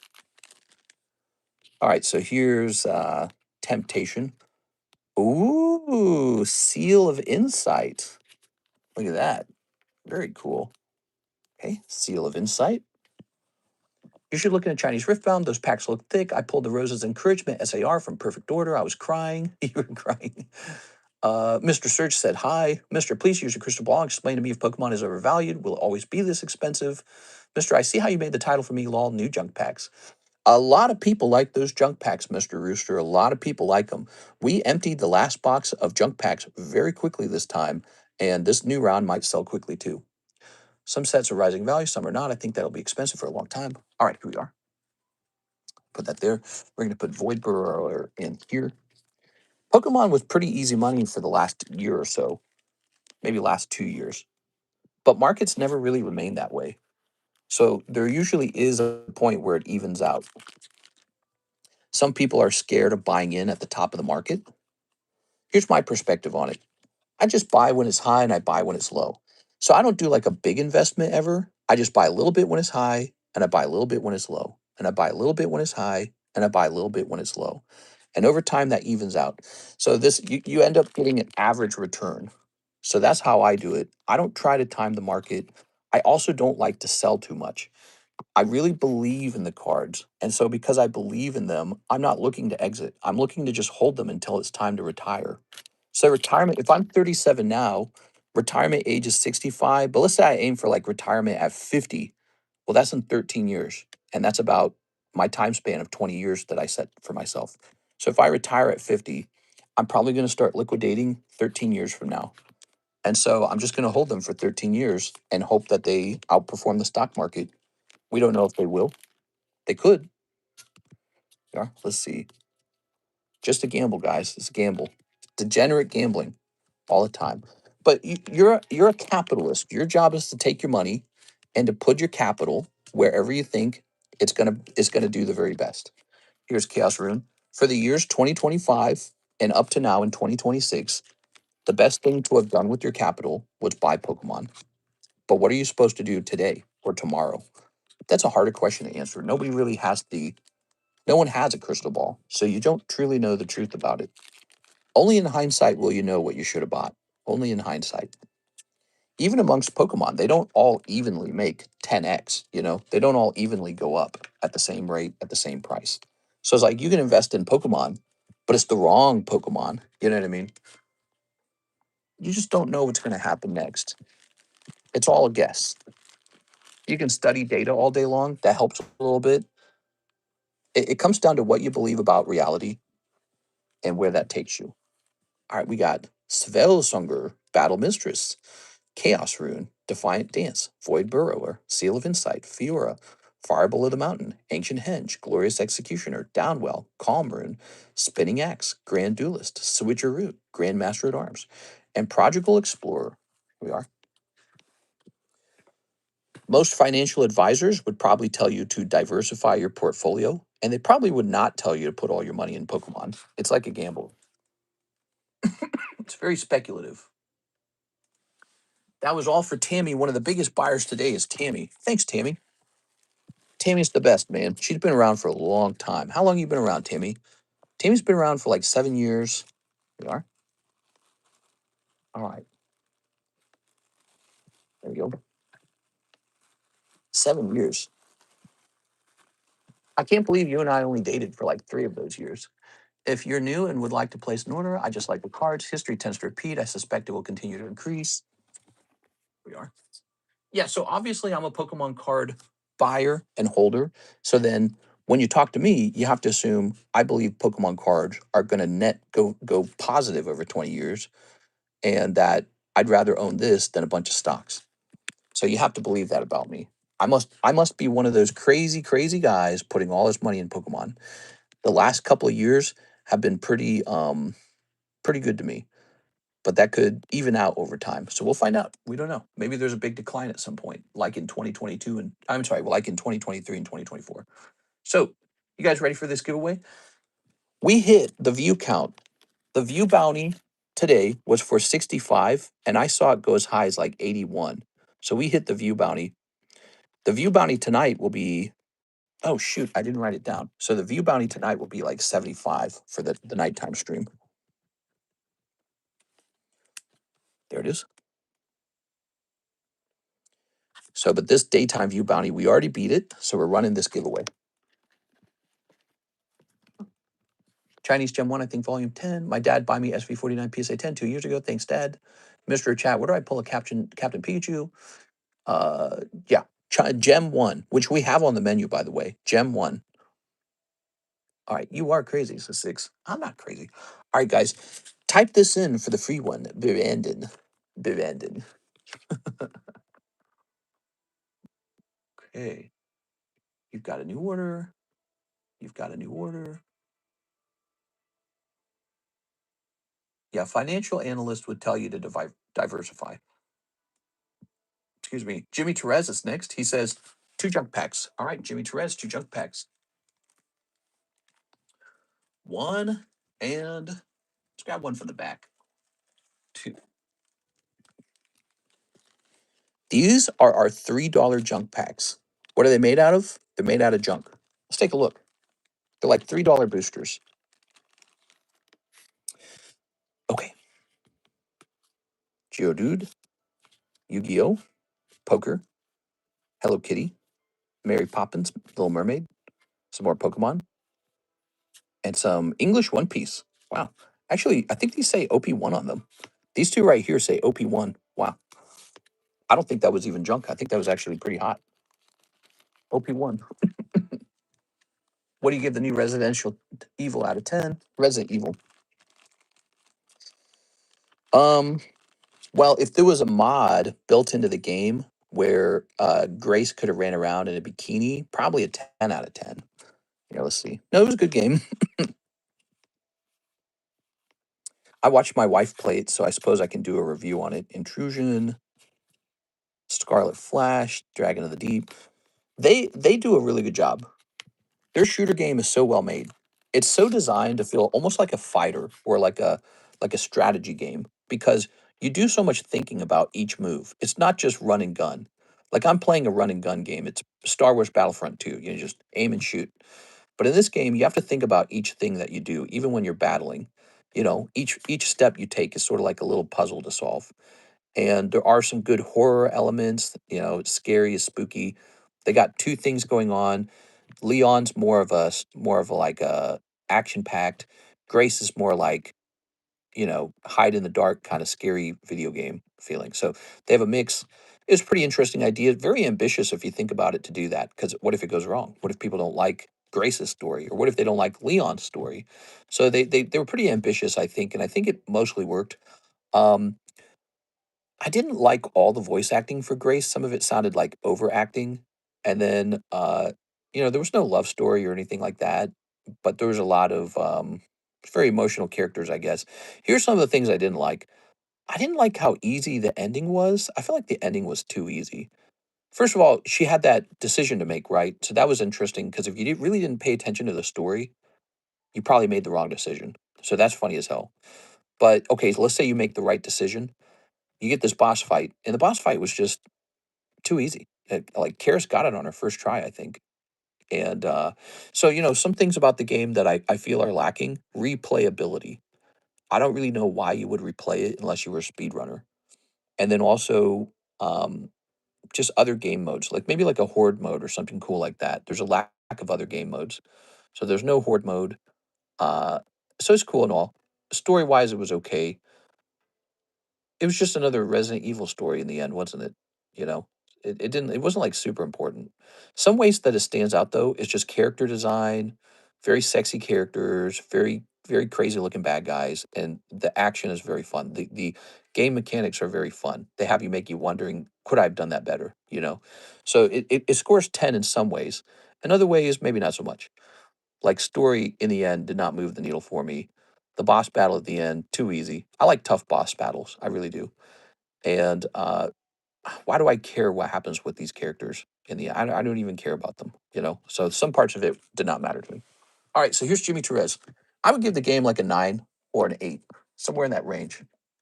Maybe an 8.5. There you go. There's your 2-minute review or 5-minute review, whatever it took. All right.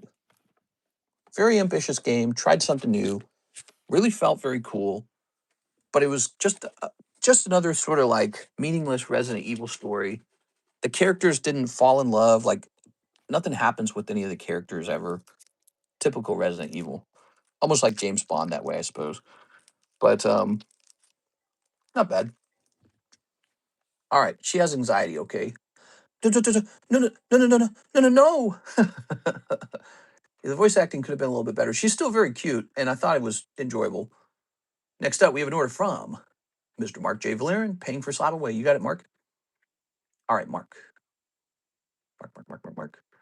Mark J. Valerian. This goes down to $280. Yeah, I give it like an 8.5. Tim Harrison, 6 one-piece OP10s. Tim Harrison. You got it, man. And autism, says Mike's side.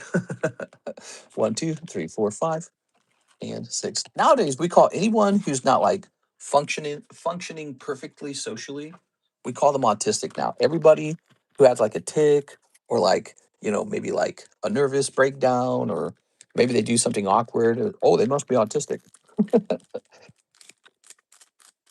It's no longer a personality type. It's a mental deficiency. They must have autism, Asperger's. But I think stuff like Asperger's really does exist, though. We're just more aware of it than we used to be. I hear that in California, in the tech sector, the rate of autism in children is apparently very high, because all those guys who do all that software engineering are like, they're all like partially autistic or something. Very interesting to me. There's Karis and I both have our computer science degrees, so our children are going to come out screeching. What do you guys think? You think my kids will have autism? All right. Ooh, golden One Piece Luffy. I love One Piece. That's my favorite character. Monkey D. Luffy. The moms took a lot of Tylenol, right? That's right, a lot of Tylenol. Here's Tim, Mr. Tim.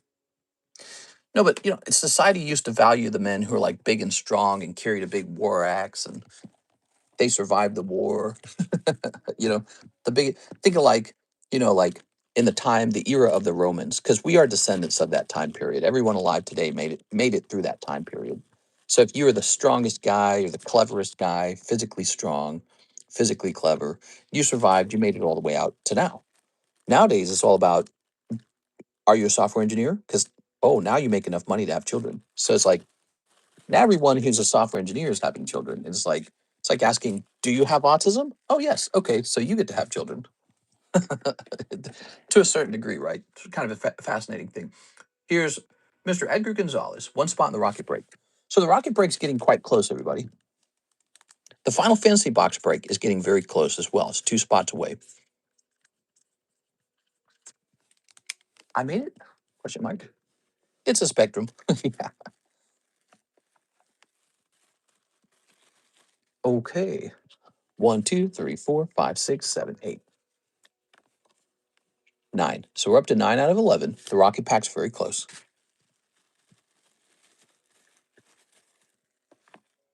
The way I do it with these rocket packs, I buy 1 pack for you guys, 1 pack for me every time it goes off.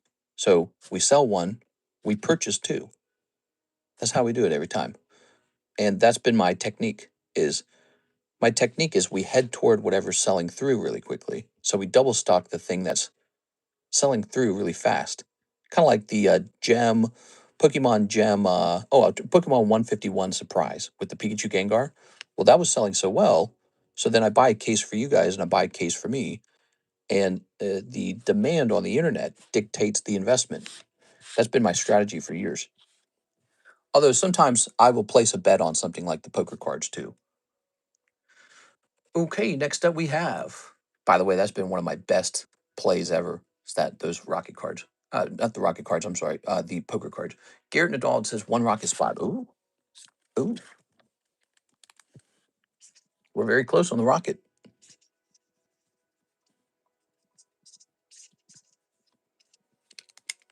If I wanted a case of Solo Leveling Volume 1, do I talk to you on Discord? Solo Leveling Volume 1. I don't have that. Yeah, I don't have that. And I don't think I can obtain it either because I can't even obtain Volume 3 in a case anymore. So it's not available anymore. You could have got one back in the day, though. Yeah, you could have gotten it back in the day. 1, 2, 3, 4, 5, 6, 7, 8, 9, 10. We're up to 10 out of 11. I already knew that. I knew we were up to 10 out of 11. Team Rocket Grunt says, let me get 5 Pokey Shuffles. Team Rocket Grunt going in for them Pokey Shuffles. Here goes, man. 1, 2, 3, 4. Oh, 1, 2, 3 to the back. 1, 2, 3, 4, 5. There it is. Ta-da! I'm sorry, Team Rocket Grunt. Okay. Look at that. There's a big chunk of cold ones no longer in the box, though. I think that's time for me to restock it. By the way, this needs to say Javier on it, doesn't it? See? Javier. This wonderful Piplup's for sale. This almost went into the live customs, but I misunderstood. He was offering me a deal, and I thought it was better than it really was. Oops. All right, now what's this? Grab this. Oh, this is the other shuffle. So this is fun. This is non-Pokemon cards. So we got the Poke Shuffle for $5 and the other shuffle for $5. 1, 2, 3, 4, 5, 6, 7, 8, 9, 10, 11, 12. Sand Slash going in for $60. We are so gonna run out of slabs. It's so obvious. We just don't have enough. And we have a solution to that because it's happened before. What we do when we run out of slabs in the breaks, we start adding sealed product. So this box could one day contain like 10 packs of blah blah blah, as one of the pulls. That's what'll end up happening. I don't prefer to do that because it's like we could just sell 10 packs to somebody who wants 10 packs. Here's a Rapidash. Here's a Halo Legacy. Oh yeah, I recently had a card sell on eBay. I need to print the label for that. Here's Mr. Russ. It's me. 1 Poke Shuffle and 3 Sneaker Bunko Volume 2. Mr. Russ, what's up, man? So we got the Sneaker Bunko right here. And look at this. Oops. After that, a fresh box of Sneaker Bunko. By the way, guys, we're still selling the boys booster packs. I have a little bit of this left. We sold a ton of it already. That was popular because we were enjoying the final season of The Boys. I think getting a signature of that Homelander card is still going to hold a lot of value, though. Even though the show's over, I think a lot of people are going to want that. How many spots left in Final Fantasy box break? 2 spots left. 2 spots left. Are you in there? You can have this box topper. Now I'm going to watch it. Okay, 3 sneaky bunkos. There you go. I don't know if I'll make it. I think you will. I just sent for the last spot, so should be at my order or before, depending on if somebody before me sent. Oh, you sent for the Team Rocket. Okay, so the Team Rocket's done, everybody. The Team Rocket pack is done. Is this right? It's a junk bag. There we go. Now, happy Tuesday, by the way, everyone. Nice and busy for Tuesday, huh? So, Mr. Russ, 1 Pokey Shuffle. 2, 1 cold one. Sorry, man. Ready?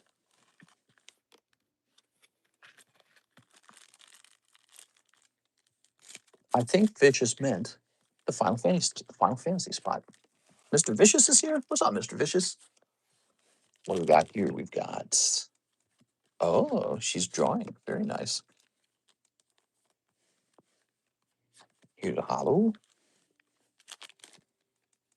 Here's a hollow. Here's a hollow. Okay, here's a hollow. We met the view bounty today, and I was thinking that we should have 2 view bounties every day. The first view bounty will be to just break the record of the last stream or match it. I think the second view bounty should be hitting 100 views. So if we hit 100 views, I think that's going to unlock a break on an expensive card or a giveaway on an expensive card. I think that's what we should do. Ooh. Okay, that's Mr. Russ. You didn't get a pull from the Poke Shuffles. All right. There it is.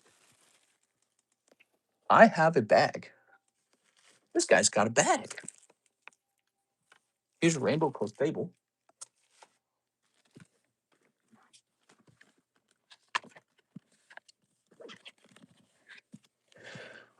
Three, 4, 5, 6, 7, 8, 9, 10, 11, 12, 13. So this is a nice vintage Cliff Fable 9 graded recently by PSA.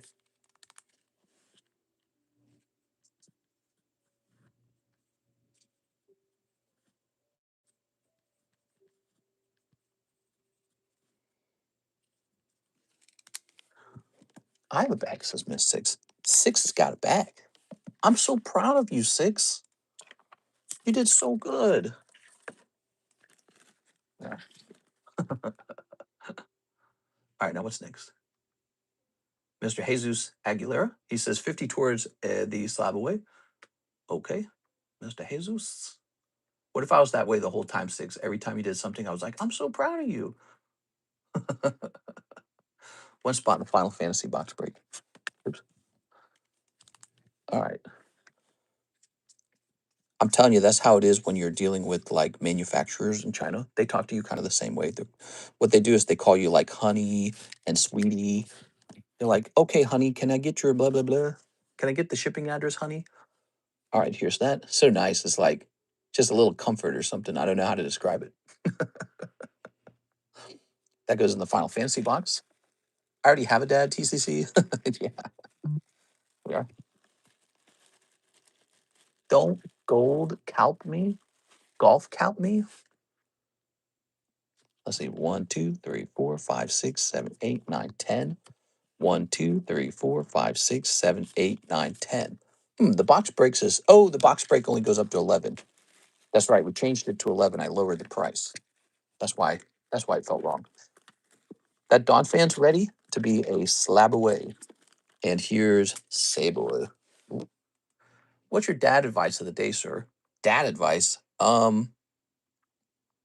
keep your ego in check. There's my dad advice of the day. Keep your ego in check.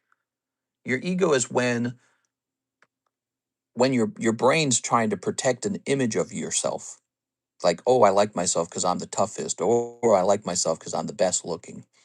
Sometimes you can get something called a fragile ego, or like, you care too much about your image. It causes you to treat people badly.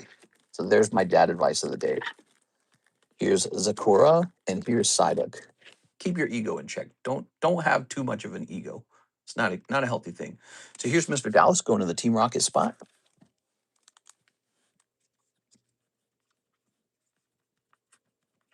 Okay. Thanks, Dad. Oh, you're welcome. Yeah, there you go. I say that because sometimes you can develop like a behavior or like a behavior or like a routine, a lifestyle that's not very healthy for you. And then if somebody tries to talk you out of it, you protect your identity and say, I'm not going to change because even though you're making tons of sense, I just want to stay me. You can't tell me to be anything other than myself. So you don't want to overly attach yourself to those kind of things.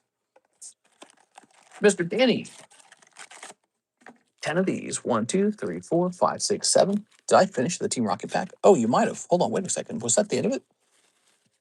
1, 2, 3, 4, 5, 6, 7, 8, 9, 10, 11. Oh, hold on, Dallas. The Rocket pack's going off. Sorry about that. Why did I think the Rocket pack also had 12 spots in it? It's so weird. Weird how bad the brain can be. Like, why do humans make math miscalculations? Because our brains are not very good, are they? Here it is. The synapses is not very good. The memory is not that good. My nickname, Mr. Never Forgetty. Mr. Never Forgetty. Right, Six? My name's Mr. Never Forgetty. Okay, there we go. We got some names over there. We got this beautiful boosty. What? I do. Now give your mom advice of the day. Ooh, what kind of advice do moms give? Um, always brush your teeth. I don't know. I don't know. I don't know what mom advice is. All right. My mom was she was like a boot camp sergeant.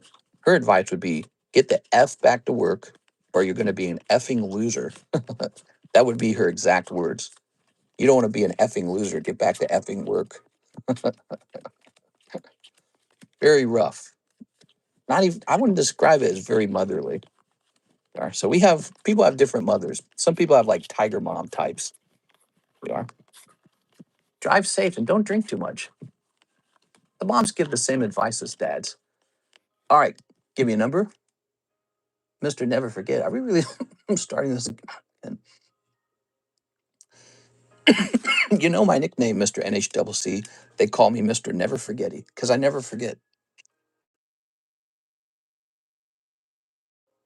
I never forget stuff, right, Alexis? 1, 2, 3, 4, 5, 6, 7. All right, there we go. All right. I don't think I've called Alexis 6, so I think at least I have that going. I'm sure she would tell me if I did. Or would she? I don't know. Hey, ready?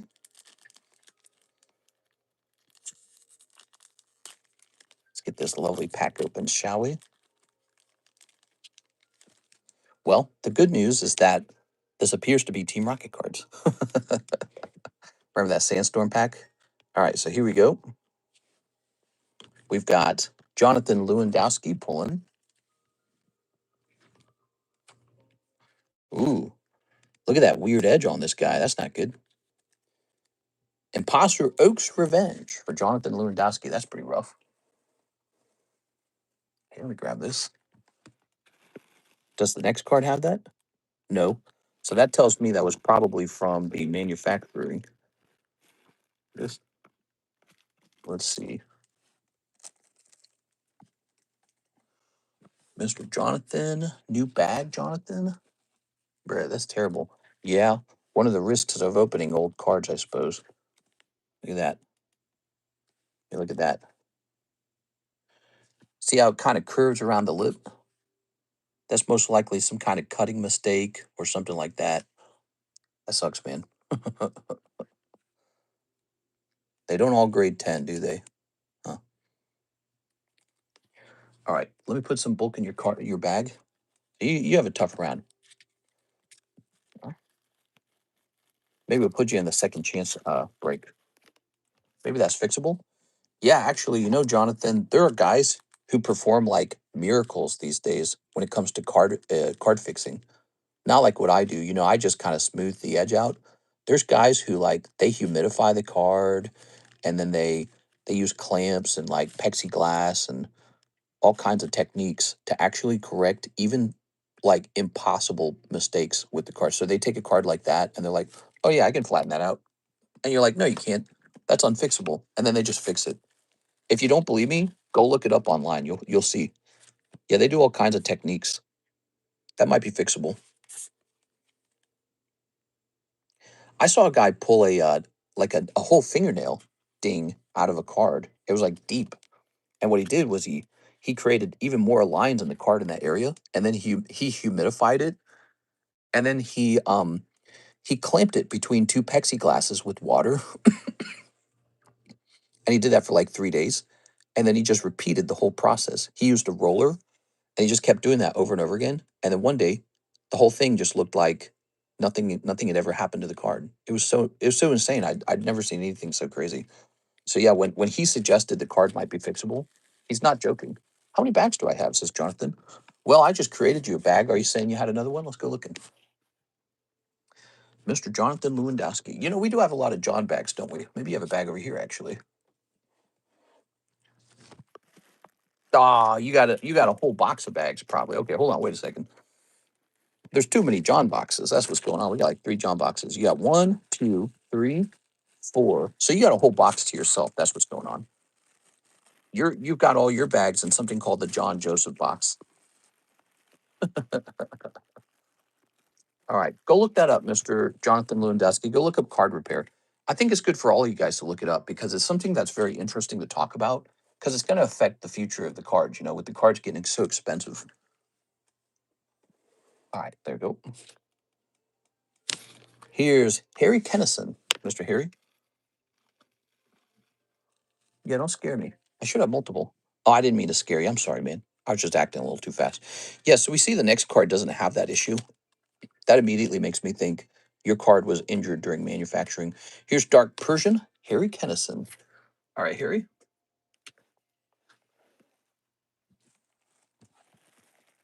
Ah, beautiful dark Persian popping out. The other rough thing about your card is yours was a trainer card. Oof. But yeah, all those things they were doing about card repair, I'm thinking about learning how to do that myself, like training myself. Because if they can do it, then I should be able to do it. Garrett Nadald. Whoa, that's looking really nice. Look at those. Look at those corners and edges, man. All right, you ready? Oh man, Dark War Turtle. I'm telling you guys, if he can just get a 10 on this one card, it almost pays for the whole booster pack. That's how expensive these are now. Damn, dude. That is such a good pull. I knew he had a shot at a good pull there. All right, Garrett Nadal. Where did I last see him? That is such a good pull. Here he is. All right. Russ trying to run up the bag as always. Hope you've been blessed, brother. Okay, here we go. That is so good. Love seeing Dark War Turtle pulled. You know what we should do? Every single time we open up a vintage booster pack, we should have Mike Side clip the whole opening, and then he should do like a. Are you? Is Mike Side here? We should do like a mega clip, where it's like every single vintage booster pack opened for the whole year, put into one video. Think about it, and it could be a long form version, so it's like an hour or two long, and we can have a short term version as well, where it's like sped up, so it's like dunk dunk dunk dunk dunk like that. That'd be a very cool video. There we go. It's all about how much work you put into it, because the harder you work on something, the more likely it's going to be a product that no one else bothered making. So here it is, Javier. You are the person who pulled the rare. I'm looking at it. I like the corners and edges. Might be a little thinner on the bottom though from this perspective. It does look like it has a slight curve to it, but I honestly can't tell if it's a hollow. So this might be a non-hollow because of the coloration. The coloration makes it look like a non-hollow. All right. Man, I would love for that to be a 10, but I don't know if it will be. All right, set that down. Javier Arroyo is a big customer. I'm very glad he got that rare. Here's Javier Arroyo. Oh, look at that. You're real close to it with 2 cards. We'll keep this a secret, okay? Here's Ryan Shapiro. Javier Arroyo is like one of our big customers right now. He's keeping us afloat. Thank you so much, man. Ryan Shapiro. Always fun to see one of your biggest customers getting a hot pull. Okay, there's Grammar. Nah. Check your PSA magazine for a free card, mister. Yeah, I just got one in the mail. It had like a Magic the Gathering on the Magic the Gathering cover on the back. What card was in it? All right, here's Sergio. All right, Sergio, you're hoping for for Charmander, right? Charmander, Squirtle, Eevee, Goop Gas Attack. I think I just sold this card for like $200 recently, didn't I? Even the trainers, guys. All right, here it is. The wedding I'm going to early June. You going to a wedding?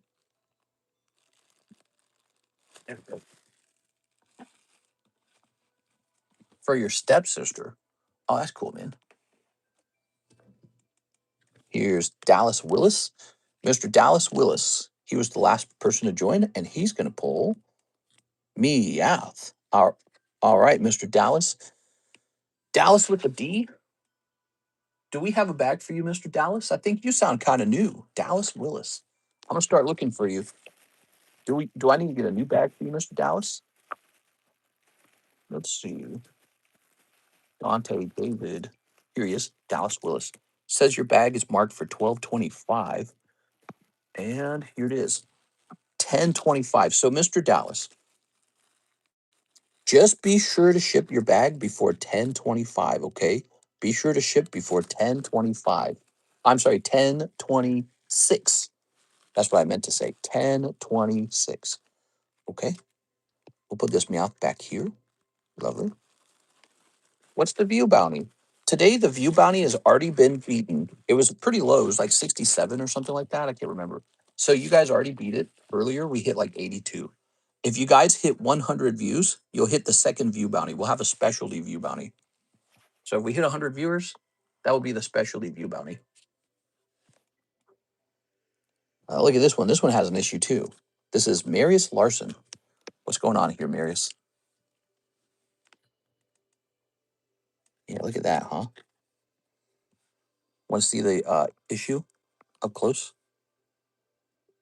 What is that? Weird. Has one of these bad cut edges too. Flip this around. Eevee. Damn, dude. That sucks. I don't want to try and peel that off. It looks like it might be something that can peel off. No. Can it? Okay, I'm not going to touch it. I'll let you play with that, Marius. I have 2 bags in Star Wars slab. Nice. The Star Wars slab will be stored in another location.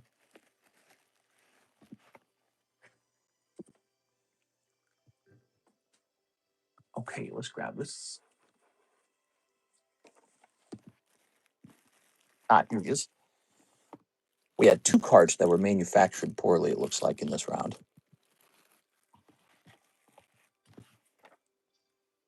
Eevee, too. I know. That sucks, man. Here's Mr. Edgar Gonzalez. Edgar's going to pull Durazi. Very nice. Edgar with an E. Let's get these packs out of the way. First of all, let me get this out of the way. And then let me get these out of the way. You guys want to see some booster packs? Check these out. Oh, baby. Oh, my God. That's so hot. All right. Edgar Gonzalez. Efren Arriaga. Edgar Gonzalez. Here it is. What do you got in here? He's got a coughing and a Mankey and a Carbink. So this guy likes to open vintage packs. There it is. So you got Coughing, Mankey, Carbink, Drowsy. Edgar Gonzalez. Thanks, man. Put you in the front now. There we go. And last but not least, Marius Larson. He gets the last card. It's going to be Coughing. Coughing, coughing, coughing. Okay, good.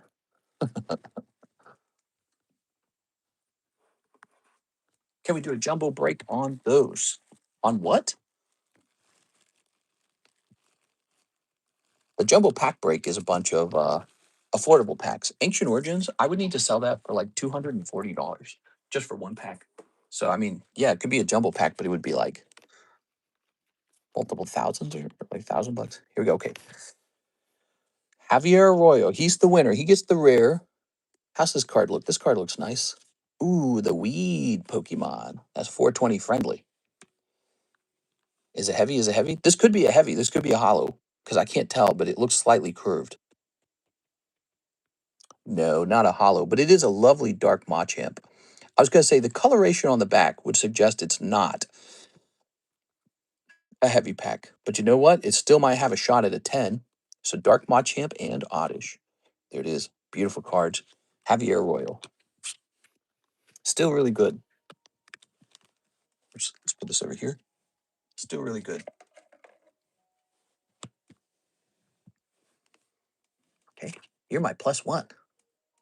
Huh? I don't know about that.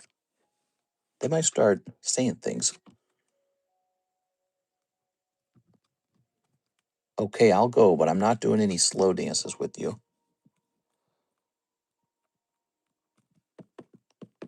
Okay, there it is. All right. Good. So part of the fun is we get to choose a new vintage pack out. What do you guys think? New vintage pack. Hmm? You guys got a preference? Let me put this in the front in the meantime, okay? And now we're moving on to Danny the Chittavong. Mr. Dan, Mr. Danny. We're now opening up our last box of Spirit Forged. That's our last box. We just got the restock today and we're selling our last box of it. What?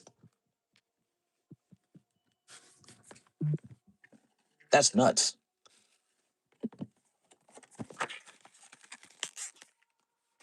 What about fast dances? There we go. Might be best if we just don't dance.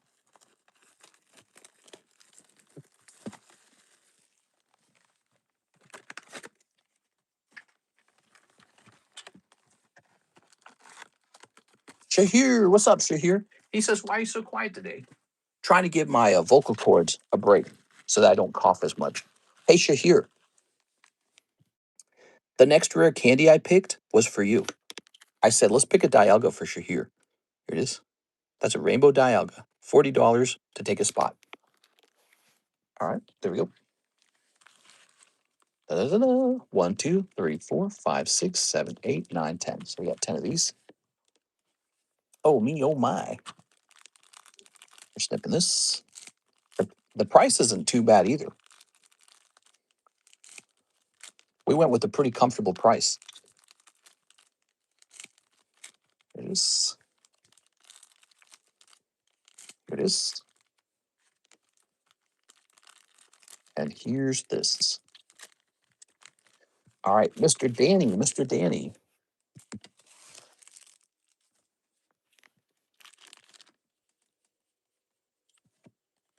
Spirit Wheel. Ooh, Spirit Wheel.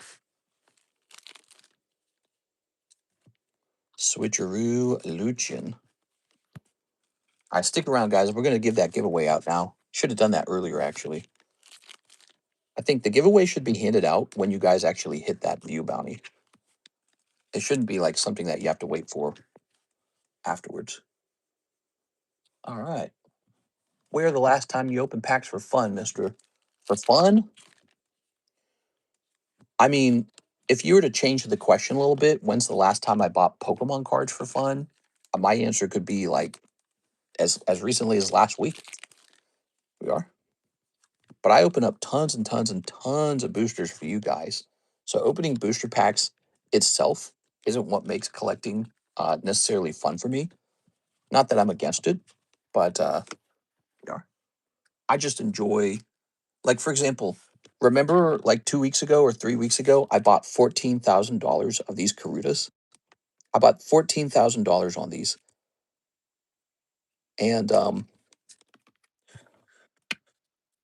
you can't open those out of boosters. So I don't know. But is $14,000 enough? I could have opened up $14,000 of Ascended, but I wanted Cigarette Charmander. That's what I wanted. I wanted Cigarette Charmander. So I bought a whole bunch of those at a really steep price. Really steep. Okay. Here's this Emperor of the Sands.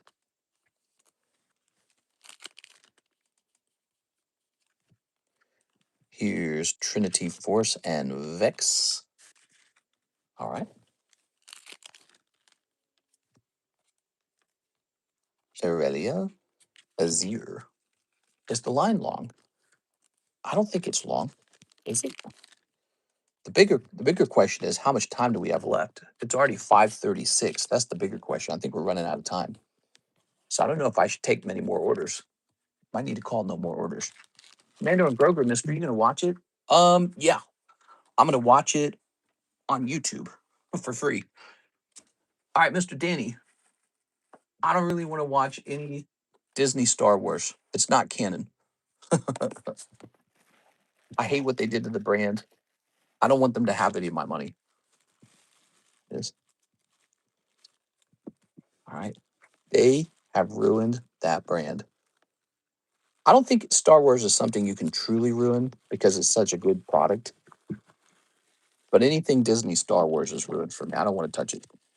So I'm very bitter about what happened to that. Really, really, really amazing brand. Destroyed by Kathleen Kennedy. Thanks, Kathleen Kennedy. Thanks for politicizing Star Wars. We got woke Star Wars now. It's great. What everyone was asking for. So I don't watch Star Wars anymore from Disney. If they were to sell it to another company, which they won't, I would then watch it. The other option is if they're to repetitively release good content with the Disney Star Wars, I will eventually start watching it again. There you go. No, wait a second. Star Wars was always political. They turned it into BS. Yes. Political, but maybe not ideological. I'm not sure. No, maybe there was some ideology. What was the ideology though? Like, you know, the Jedi was like a religion. I don't know. Was it ideological? There it goes. It felt like more like you were observing a thing happening between, two forces. There it goes.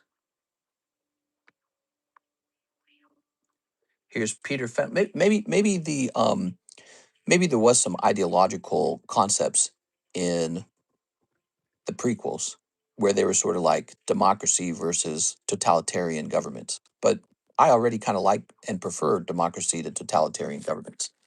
Although I don't know recently. Recently I'm questioning democracy recently.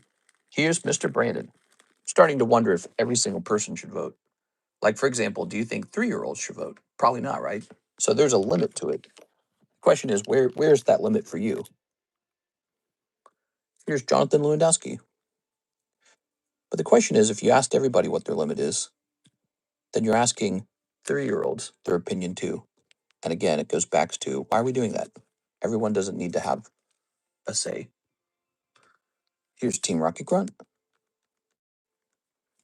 And here's 20. I've gotten older and I've become convinced that democracy is not purely itself some sort of intrinsically good thing, right? Like human life, you could argue, is intrinsically good.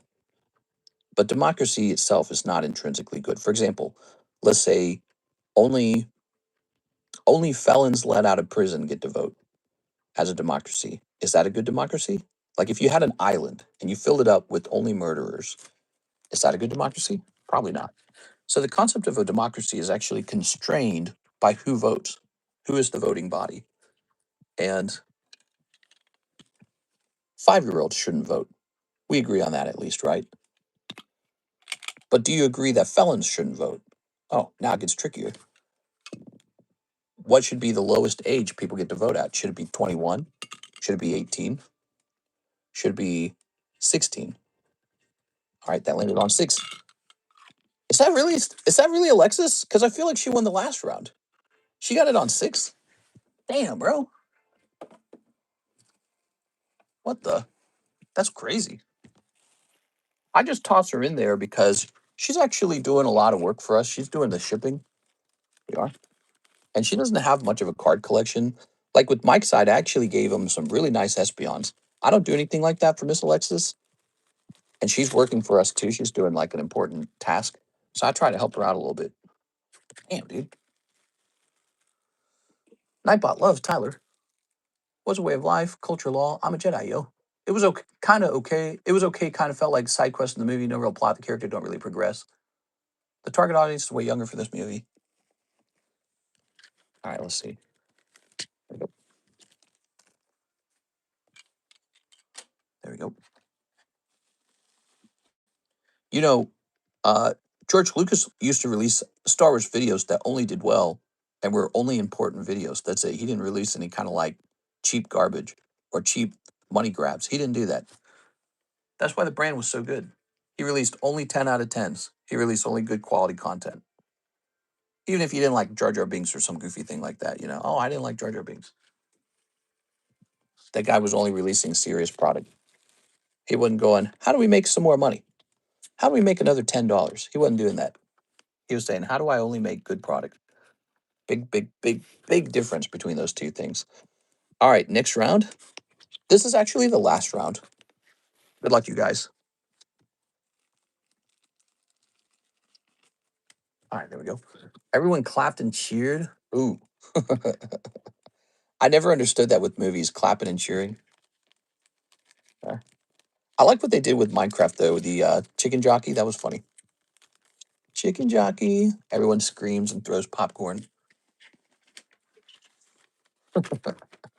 Somebody had a real chicken that they snuck into the movie theater. How did that happen? What a legend. That kid could have gotten in trouble and everything, but it's like well worth it. Are you all caught up on the shows? Which shows? Star Wars shows?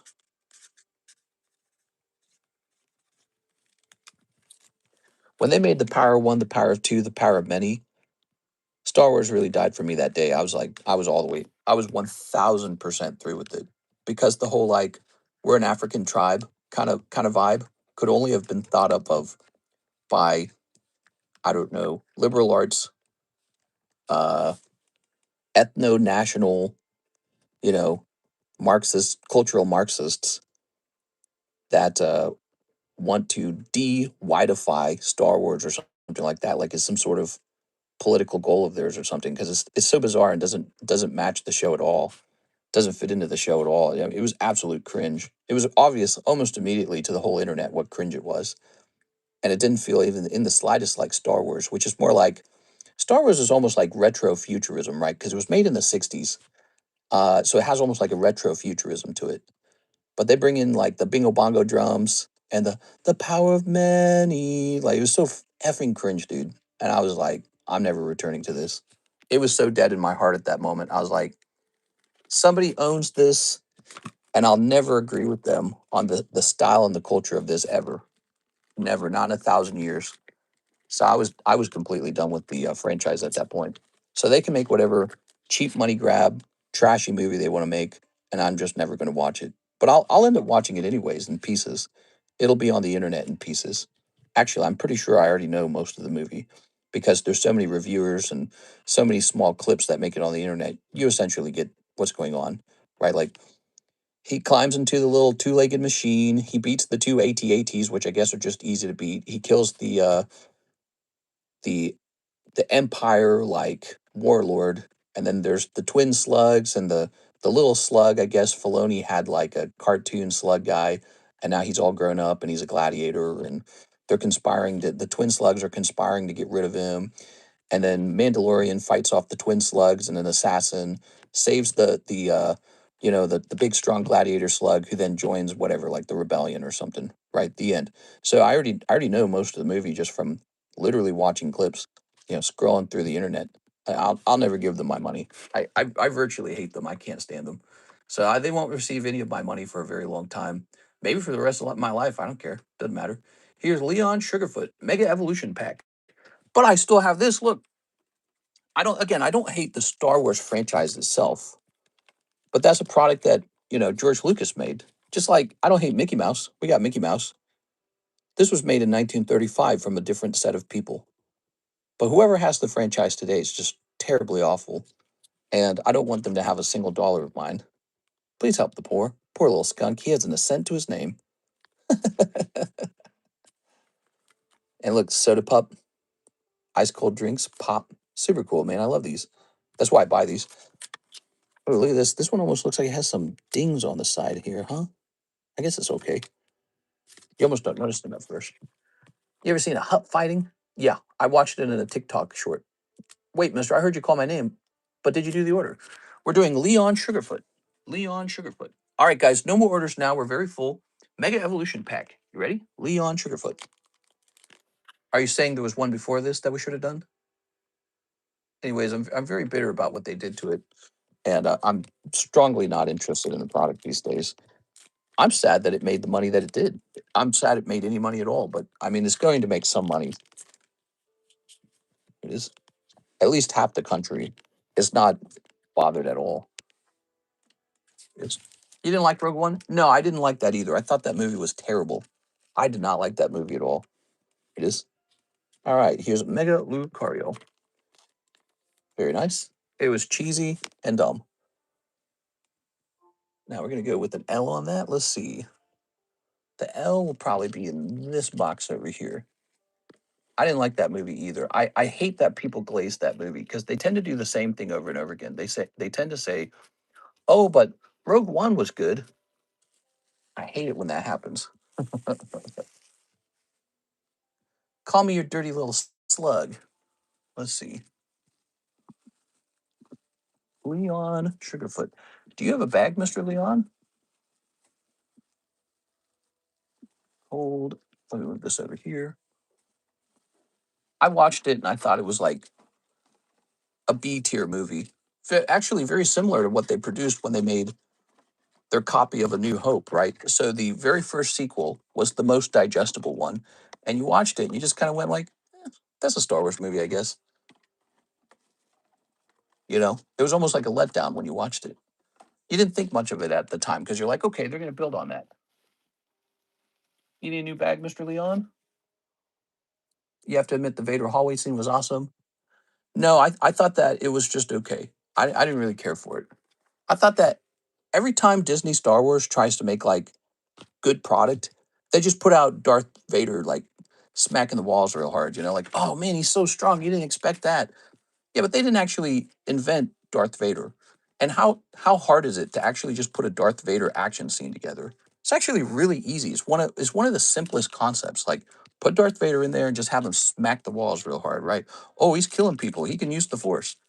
That takes no skill. Writing an actually good story takes skill. Casting people well takes skill. Making your show not so corny takes skill, right? So they were just casting all kinds of people that just didn't even need to be in the show, and they just looked corny as hell. And people ignore all that because there was like what a good Darth Vader scene or something. It's like, nah, it was lame. I didn't like it.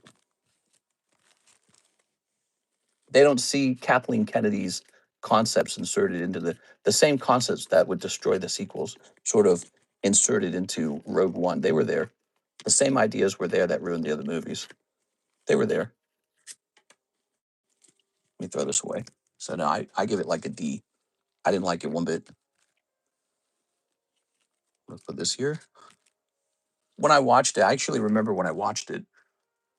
What is this? Mega Tyranitar. We can be throwing this away. This goes right here. When I watched it, I remember not thinking very much of it at the time. I thought that was okay. Actually, what I thought at the time was like, how does this matter? How's this relevant to anything? That's what I remember thinking when I watched it for the first time. I thought, how does this matter to anything? Like I was like, okay, so they can make AI Leia great. And now we know how she got the codes or whatever, the information on the ship. Fantastic. And I thought, this is like a filler episode. That's how it felt. It felt like a filler episode. Let's see. Mister, do you have a Bisai coming in? Yes, I sure do. I have a Bisai coming in as soon as possible, okay? Promise. Sounds like there's some excitement for it too. That's great. Let me throw this behind me. Boy, the L boxes were kind of buried here, huh? Had a lot of these like plastic things on top of them. All right, there we go. We finally unburied it. And now we need to look for Leon Sugarfoot, who had one Mega Evolution pack, but we don't know if he has a box because he did not, or bag because he didn't mention if he did. And now we have to go hunting for this bag. Let's go hunting for it. Ready? Mr. Leon. Here it is. All right, he in fact did have a bag, so I'm glad we didn't make two of them. And then I think what we should do is this new thing we've been implementing where we put people's names on the top of the bags. So we're going to write Leon on the top of this bag. Leon. So that should make it faster to find you next time. Very good. And now we can put all the sleeves back on top of everything. There it goes. All right. And the price stickers going back on top. Good. OP16 releases next Friday. Yeah, let me ask my guy about this, by the way, because he hasn't mentioned this either.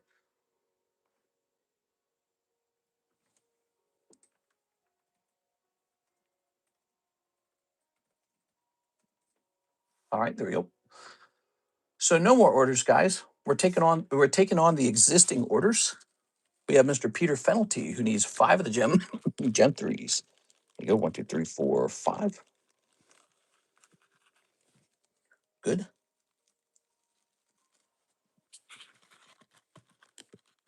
Why would anyone watch a Star Wars TV show when you can just rewatch Better Call Saul, Succession, or Frasier? Yeah.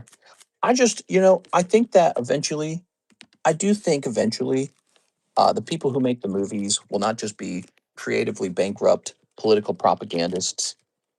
I think eventually they'll lose so much money that someone will buy them out. Maybe like Saudi Arabia will buy them out. And we'll get back to making stories that are based off of good and evil instead of like Republicans are evil and Democrats are heroes or something like that. Because that's how stories are currently written. If you guys haven't figured it out, Republicans are bad guys and evil, and Democrats are the good guys. That is how every story is written today, coming out of American movie making Hollywood. Every movie is written from that perspective. Okay, there we go. We've got Play Fable, Bonnet, Dark Rye. Wait, this isn't Bonnet. No, that's Bonnet. Bonnet and Annihilate. Very nice. We want the bad guys to just be bad guys because they're bad guys. Mr. Peter Fenelty. I want to go back to that time period. When can we go back to that? We used to make movies that way, I don't know if we're close to reaching that point.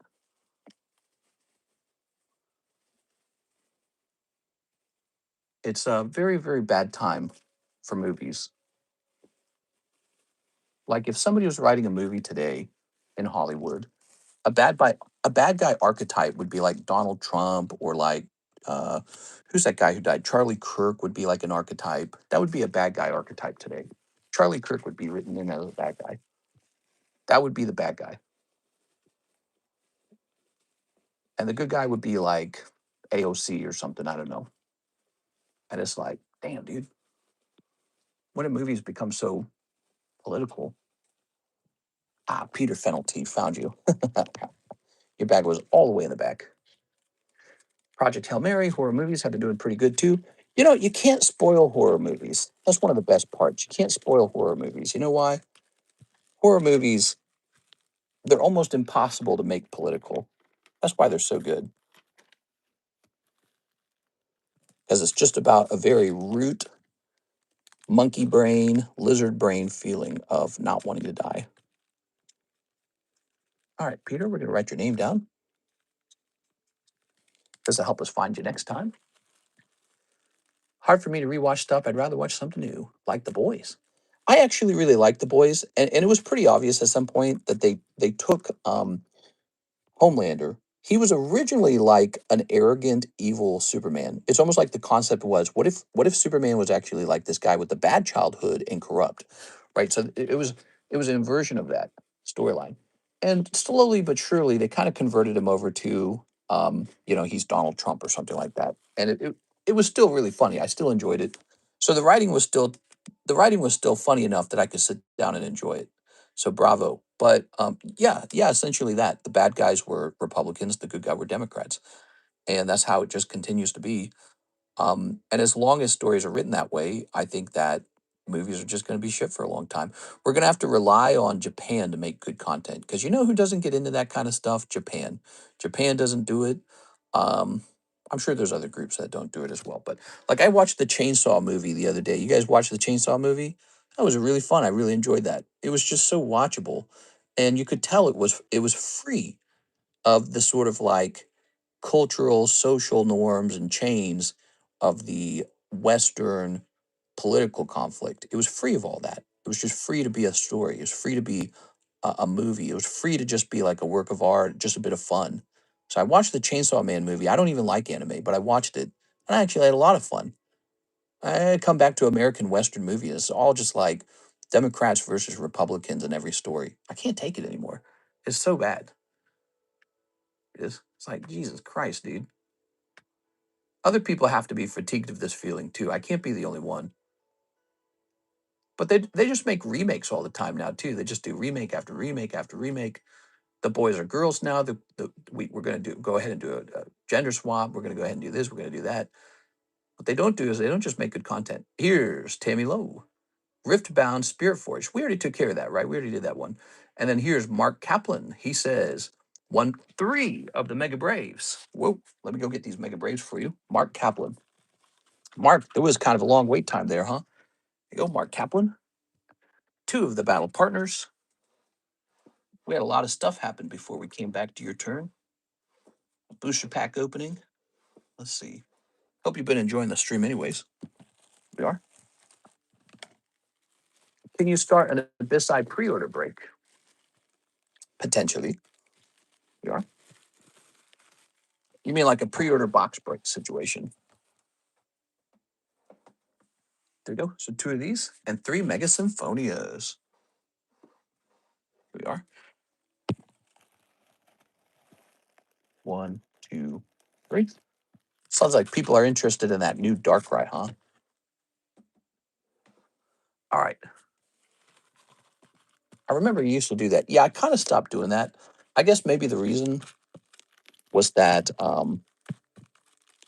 in general, I don't like to do box breaks on brand new product, but maybe we'll do it because it does serve one. It does serve one unique purpose, and that is it allows me to start selling a product before it's arrived.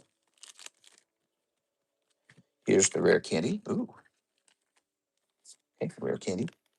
Here's a cold one. Here's a cold one. Here's Magirna. I love Serge. I love Chainsaw Man. Here's Ludatone. Yeah, I watched it. It was very enjoyable, Miss Six. Here's, there you go. Asian media sort of free of the political activism that typical Western media has in it, sort of baked in, whether it's in the casting, whether it's in the story, whether it's in the uh, the character arc for the characters. All right, Mr. Mark. Mark with an M-A. You're going to be over here. Like the hero's journey now is becoming sort of like a Marxist or something like that, you know? That's the hero's journey now. And being a bad guy is sort of like I'm a white dude who believes in the government or something like that.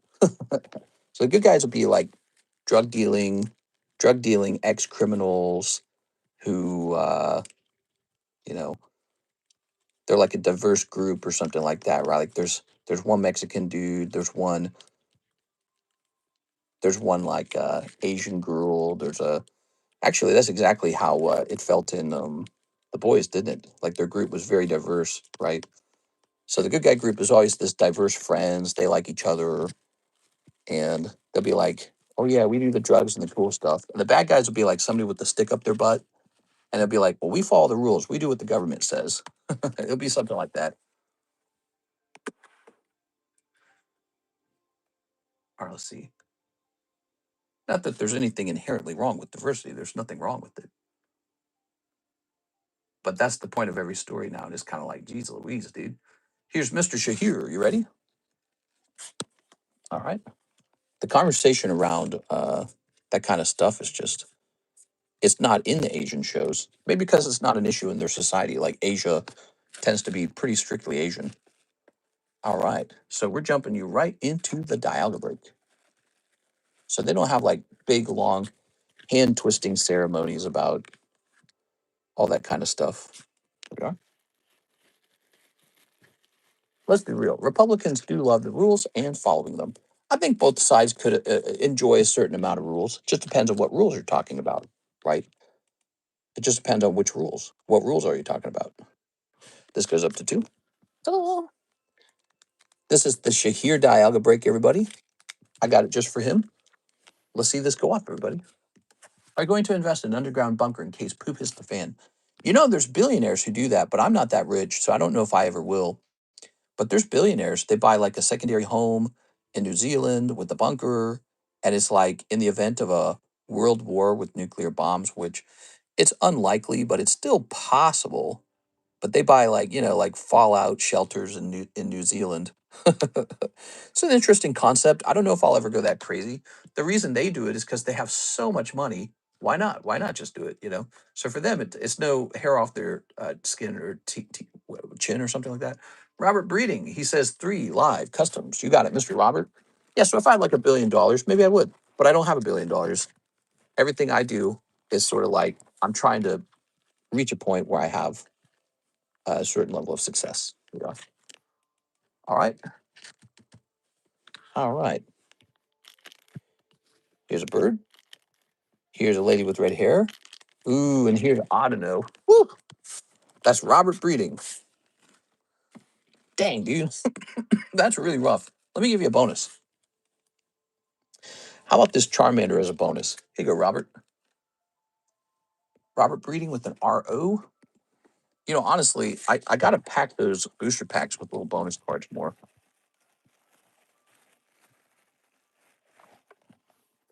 Cold.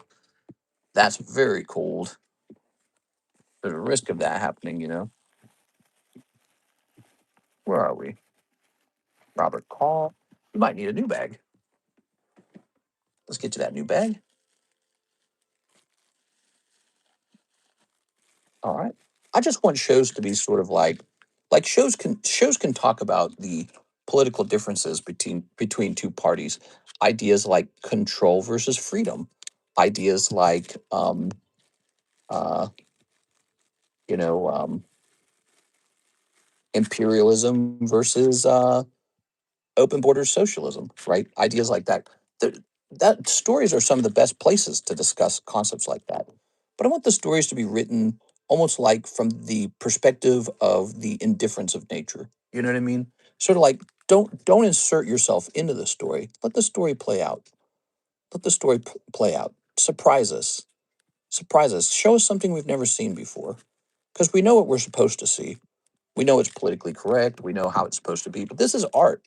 Art breaks the rules. It doesn't follow the rules, it breaks the rules.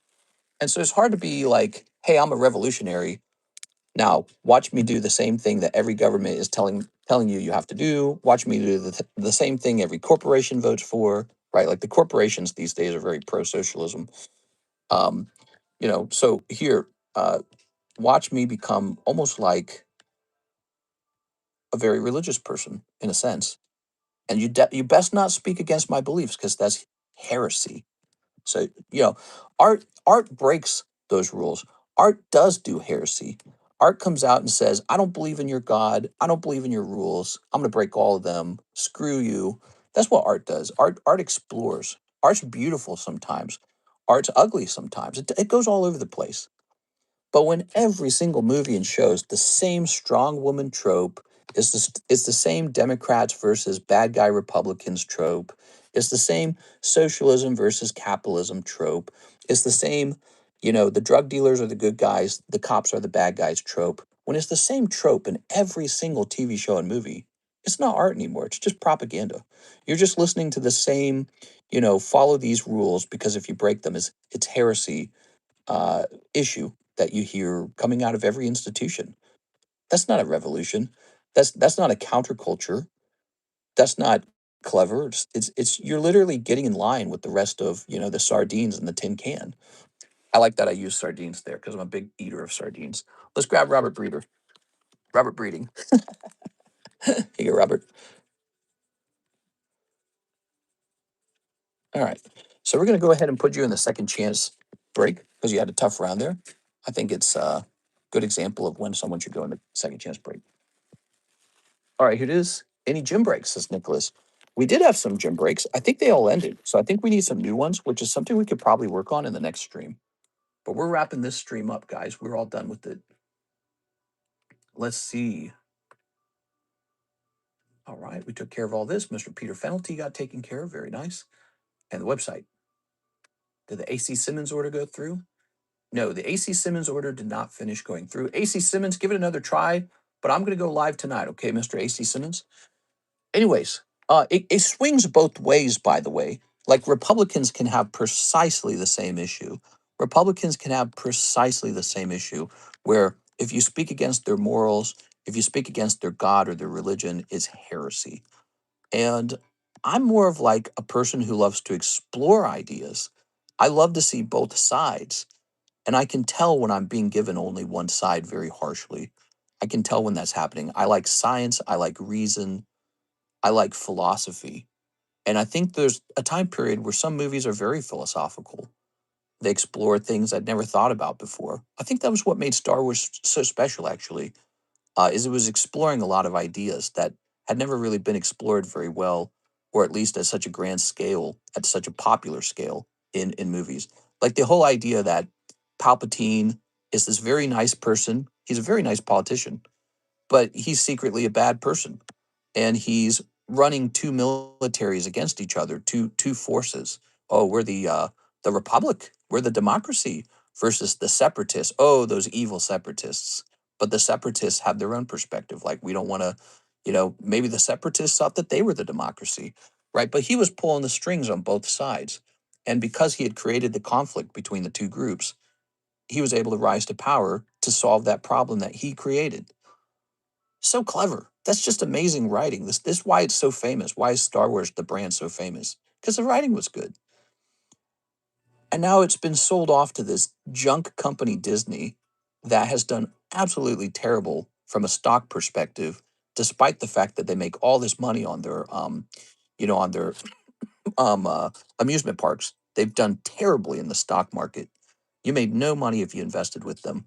And that's because they just can't produce good movies anymore. They can't produce good movies with good writing. Maybe all the good story writers have moved on to being YouTubers. You ever thought of that? Now you don't have to work for Disney. You can work for yourself. So I don't really know what happened, but it's sort of an echo chamber now, isn't it? And all the stories are written from a very specific, politically correct, uh, you know, perspective, where it's like you either agree with us and you're holy, or you disagree with us and you're evil, and we can't believe that you're so evil. So that's it. And yet reality doesn't work that way, does it? Reality has always been this very harsh place. Reality is this place where you one day run out of other people's money. Reality is this place where the strongest group kills everyone else and takes all their resources. That's reality, because the strongest group can't be stopped. No one can stop them. That's reality. So when stories are written closer to reality, they end up being a lot more interesting. But when the stories are written from like the perspective of a girl with her hair dyed blue and a nose ring, and she just got out of her liberal arts class at Princeton, and she has these hopeful views of the world, these idealistic views, where she thinks here's how it should be. Those stories aren't any good. They're not interesting. But they might be good every now and then. But when every story is exactly the same, it's not very good, is it? All right, I'm hopping off, guys. I'll see you tonight for the late night stream. If you want to watch it, if you want to be there, smash the subscribe button.